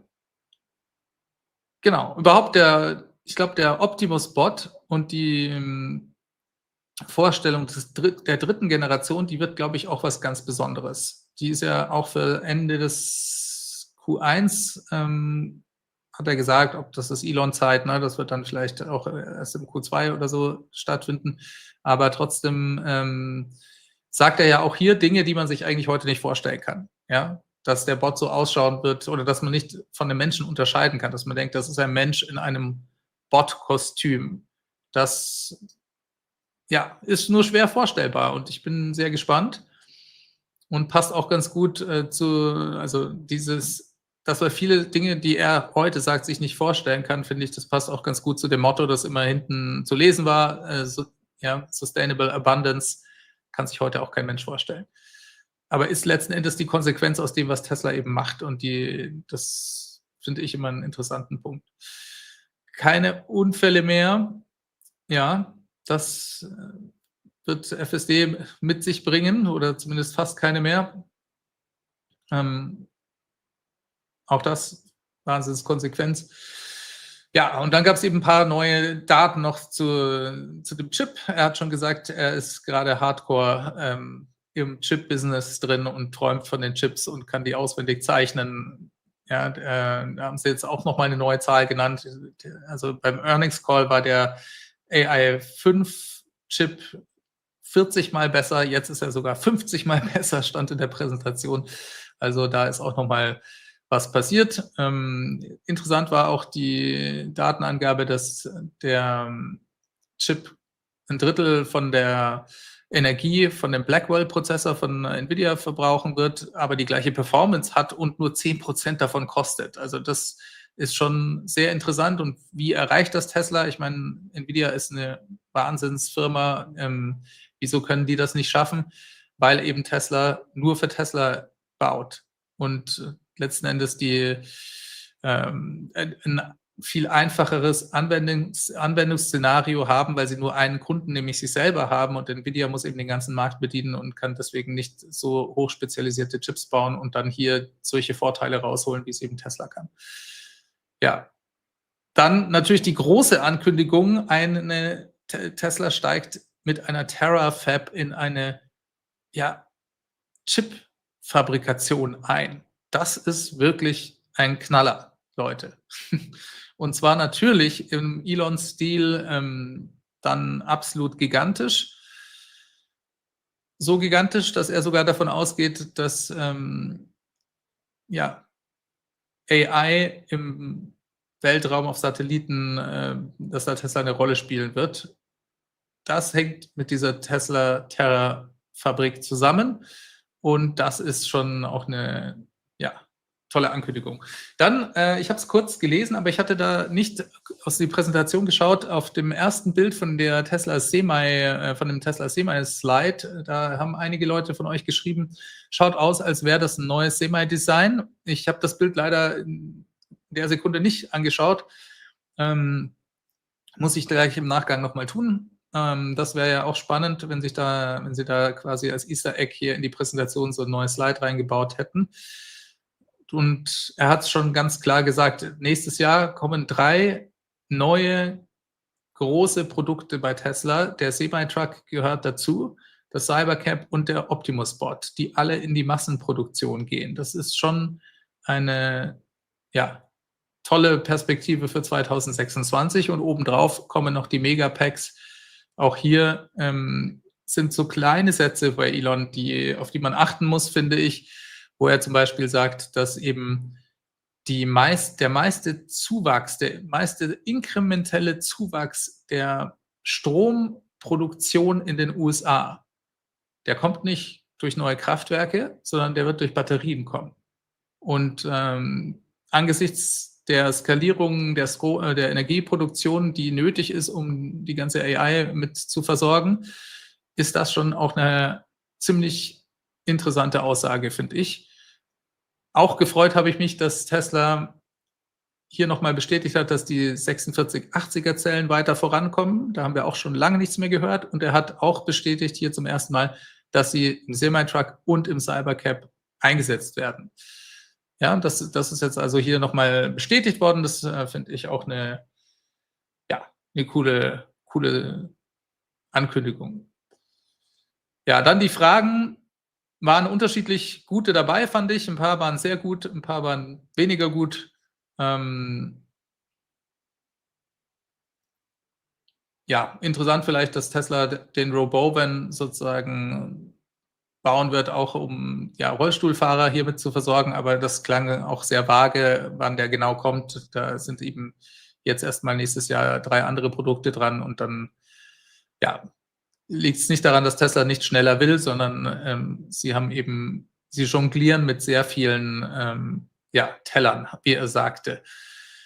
Interessant auch die Frage nach dem Trockenkathodenverfahren, wo Elon jetzt hier nochmal zugegeben hat, das war eigentlich ein Fehler. Das, wenn er zurückblickt, würde er jetzt doch nicht machen. Und weil es einfach so viel komplexer und so viel schwieriger war, das in großer Menge dann herzustellen. Also das finde ich auch spannend. Dann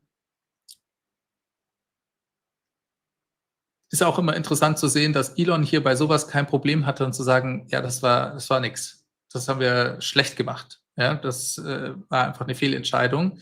Das finde ich bei ihm immer sehr bemerkenswert und das machen nicht viele Leute, dass sie dann sagen, ja, das haben wir habe ich, sagte er sogar, versemmelt. Finde ich cool. Ja, überhaupt die Batterieproduktion, die wird auch massiv zunehmen bei Tesla und genauso wie die Autoproduktion. Und hier hat er auch zum ersten Mal wieder konkrete Zahlen genannt. Tesla hat das extra nicht ins Shareholder-Deck geschrieben beim letzten Earnings Call, was so den Outlook angeht. Da standen keine Zahlen drin. Und er sagt hier jetzt 50% mehr Produktion, vermutlich Ende nächsten Jahres, dann so rund 2,6, 2,7 Millionen Autos, also jährliche Runrate am Ende des Jahres erreicht. Heißt nicht, dass sie nächstes Jahr 2,7 Millionen Autos bauen. Das werden wieder viele Leute falsch verstehen. Und vielleicht Ende 27 dann, glaube ich, hat er gesagt 4 Millionen und Ende 28 dann 5 Millionen. Ja, das liegt alles an der Skalierung des Cybercaps übrigens. Und ja, genau. Dann Roadster, können wir kurz reden. Ich denke, der Roadster hat sich gerade mit der Demo verschoben, und zwar auf den 1. April. Er hat dieses Datum genannt. Ich finde es auch sehr lustig, dass sie das am 1. April machen. Und er hat ja schon spaßeshalber gesagt, ich kann mich dann jederzeit rausreden und sagen, das war nur ein Scherz. Ich glaube ihm aber trotzdem, dass das Team das anstrebt, heißt aber auch, dass die Demo, die sie eigentlich vor Ende des Jahres versprochen haben, glaube ich, dass sie da nicht nochmal extra eine Demo machen. Das macht keinen Sinn, dass, wenn sie den Roadster sozusagen offiziell vorstellen, dann ist das die Demo und die wird dann am 1. April sein, vielleicht. Und wäre aber cool, wenn sie es schaffen. Und Produktion startet ein Jahr später, hat er gesagt. Ja, schön zu sehen auch, dass sie da die Founders, Reservation Holder einladen. Ja. Ist jemand hier dabei bei euch? Kann er gerne in den Chat schreiben. Ich kenne schon Leute, die das gemacht haben. Ich weiß aber nicht, ob sie die Reservierung immer noch haben. Genau. Also, aber das wird sicher ein großes Tesla-Event und wird, ja, er hat gesagt, egal wie es läuft, ob es gut oder schlecht läuft, wird auf jeden Fall die größte Präsentation ever. Und das, ja, können wir uns auf jeden Fall schon im Kalender markieren und echt drauf freuen. Ja, vom Roadster die Technologie im Roadster ist so verrückt, da kommt auch nichts in die anderen Autos. Das fand ich auch spannend, dass er das gesagt hat. Und wenn wir schon von verrückter Technologie reden, komme ich nochmal auf die Aussage, dass Teslas Fahrzeuge bei der Mond- und Mars-Mission eine große Rolle spielen werden. Und ich hatte ja schon mal im Podcast gesagt, dass meine These ist, dass die ganzen Cybertrucks, die Starbase jetzt gekauft hat oder die vor der Starbase stehen, die SpaceX gekauft hat, dass die eines Tages auf dem Mond oder auf dem Mars fahren werden. Dann wahrscheinlich autonom mit Bots, und vielleicht entwickeln sie nochmal ein eigenes Design. Er hat ja gesagt, Next Level Space Buggy, weil wenn eben jemand oder ein Mensch drin sitzt, dann ja, muss das eben auch dementsprechend hier mit Luft funktionieren. Natürlich ein Spacesuit sich in den Cybertruck zwängen, weiß ich nicht, ob das eine gute Idee ist. Aber trotzdem glaube ich, dass die Fahrzeuge dort fahren werden. Und hey, das wird episch. Stellt euch mal vor, die starten und fangen an, die Mondbasis aufzubauen und da fahren erstmal ein paar Cybertrucks aus dem Starship raus. Also das wird absolut gigantisch werden. Und bessere Werbung kann es eigentlich für Tesla auch gar nicht geben. Genau, das wird spannend. Chips und Energie sind der limitierende Faktor der Zukunft, hat er gesagt. Und genau deswegen baut auch Tesla eine Chipfabrik, weil sie nämlich zu viele brauchen und die Produktion, die Weltproduktion sozusagen nicht ausreichend ist, um Tesla mit genügend Chips zu versorgen. Und das war bei den Batterien schon so, das war bei den Rohstoffen so. Tesla macht das nicht aus Spaß, die haben da keinen Bock drauf, aber sie machen es, weil es sein muss. Und ja, das ist schon eine Wahnsinnsentwicklung. Und wir werden sehen, ja, wie es damit weitergeht. Ja, dann gab es natürlich auch so ein paar abgefahrene Fragen, wie von Xander, der gefragt hat, das ist übrigens lustig, weil die waren echt einige Leute jetzt da auch in dem Shareholder Meeting, die ich persönlich getroffen habe, mit dem Xander zum Beispiel und Herbert bin ich unterwegs gewesen. Der Xander hatte ja hier gefragt, ob es eines Tages möglich sein wird, sein Gehirn quasi auf den Optimus-Bot hochzuladen. Und Elon meinte, ja, das ist schon denkbar, dass das möglich sein wird. Vielleicht sogar in weniger als 20 Jahren. Und gut, das sind halt abgefahrene Themen, die dann bei sowas auch angesprochen werden. Aber ich finde das immer spannend, wenn er über solche Themen redet, die auch vielleicht eben 20, 30 Jahre in der Zukunft sind. Und ja, bei vielen dieser langfristigen Angaben liegt Elon richtig. Das hat er ja auch Herbert in seiner Frage gestellt. Wie hast du es geschafft, dass du genau wusstest, dass man ungefähr 6 Milliarden Meilen braucht, die FSD gefahren werden muss, bis die regulatorischen Bestimmungen oder die regulatorischen Behörden das dann zulassen. Und ja, bei solchen Einschätzungen, da ist er schon meistens ganz gut. Liegt ja oft richtig oder öfter richtig als falsch. Genau. Starship wird billiger als Flugzeuge. Das fand ich auch einen echt interessanten Punkt, dass er gesagt hat, also der Transport einer Tonne ist im Starship günstiger als mit dem Flugzeug und das eröffnet halt nochmal ganz neue Möglichkeiten. Sowohl auf der Erde als auch im Weltraum. Und ja, das ist auch wirklich interessant und da kann man sich sicher viele Sachen ausdenken, was das alles für Folgen haben könnte. Genau, dann ja, Tesla Insurance ist, hat er nichts Neues zu gesagt, das ist einfach ein schwieriges Thema. Ich denke, das wird mit dem Aufkommen von FSD dann wahrscheinlich auch irgendwann zu den normalen Versicherungen durchsickern, dass man eben mit autonom fahrenden Fahrzeugen sicherer unterwegs ist als ohne. Und ich denke, das wird dann auch irgendwann eingepreist werden, selbst wenn Tesla nicht überall selber eine eigene Versicherung anbietet oder das anbieten kann, weil es eben sehr, sehr schwierig ist, das zu tun. Genau. Ja. Ich wollte noch was zum Thema FSD sagen, aber das ist mir jetzt gerade entfallen. Wir haben aber auch das meiste, glaube ich, dann hier schon durchgesprochen. Ja. Ein sehr, sehr langes, wie immer informatives, aber auch vollgepacktes Anlegertreffen. Und ich hoffe, ihr hattet Spaß. Ich danke euch, dass ihr so lange durchgehalten habt. Das ist echt der Wahnsinn. Und vielleicht machen wir noch eine kurze Fragerunde, falls noch irgendjemand was wissen möchte oder eine Frage zu dem hat, was ich gerade gesagt habe oder was vielleicht auch während dem Q&A angesprochen wurde. Dann könnt ihr es jetzt nochmal tun.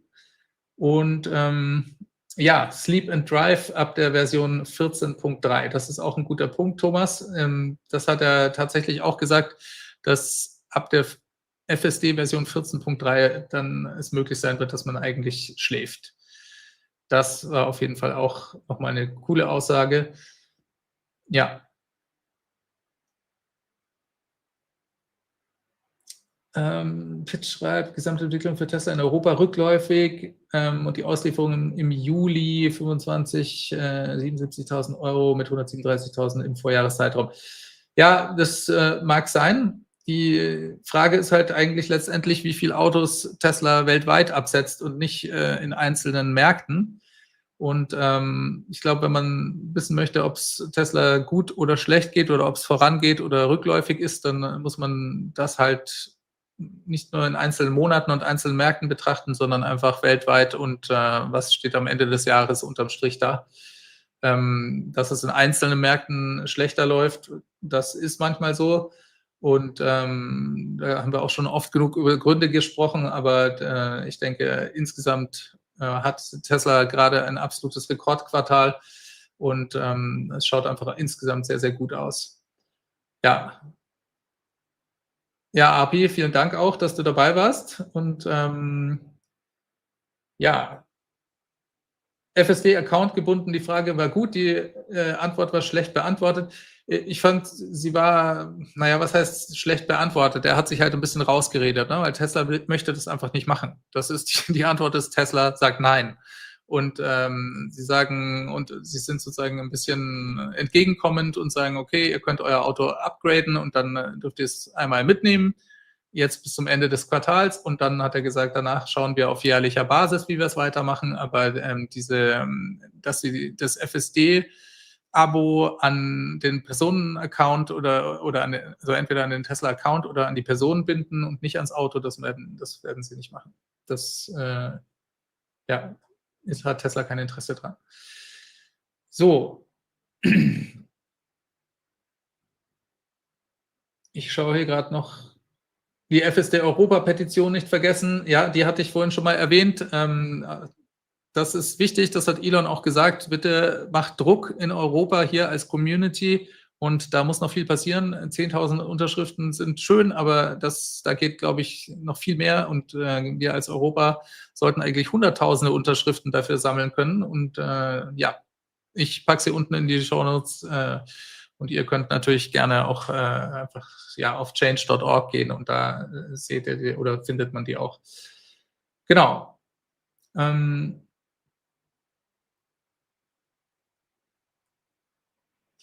Wird SpaceX für die NASA auf den Mond fliegen oder alleine? Ich glaube, die wird auf jeden Fall für die NASA auf den Mond fliegen oder mit der NASA zusammen, weil SpaceX meines Erachtens die beste Firma ist, die hier für die günstigsten Kosten transportieren kann und überhaupt starten kann. Und das Starship macht das eben möglich. Ja, ich glaube, das wird so kommen. Und das wird auch cool. Es gibt so viele Dinge, worauf wir uns freuen können in der Zukunft. Und ich finde, da kann man auch aus so einem langen Anlegertreffen rausgehen und ja, einfach sich eine Liste machen mit vielen Daten und Zahlen, die zumindest mich positiv stimmen. Und ich freue mich auf den Roadster am 1. April, wenn er dann da kommt. Und auf den Semi-Truck Optimus hier. Ja, die Liste ist lang. Ich bedanke mich bei euch, dass ihr so lange zugeschaut habt. Ich fand es interessant. Wie immer, natürlich. Und ich glaube, es gibt noch viel im Nachgang. Das muss man auch immer sacken lassen. Ne? Das sind schon viele Informationen, die da gekommen sind. Und ein paar Sachen fallen einem vielleicht erst später auf. Oder ja. Das werden wir alles noch ein bisschen auseinanderpflücken. Und ich freue mich aufs nächste Video. Und danke für diesen tollen Livestream. Hat mir mega Spaß gemacht. Und gerne beim nächsten Mal wieder. Ich danke euch. Macht es gut. Bis zum nächsten Mal. Ciao, ciao.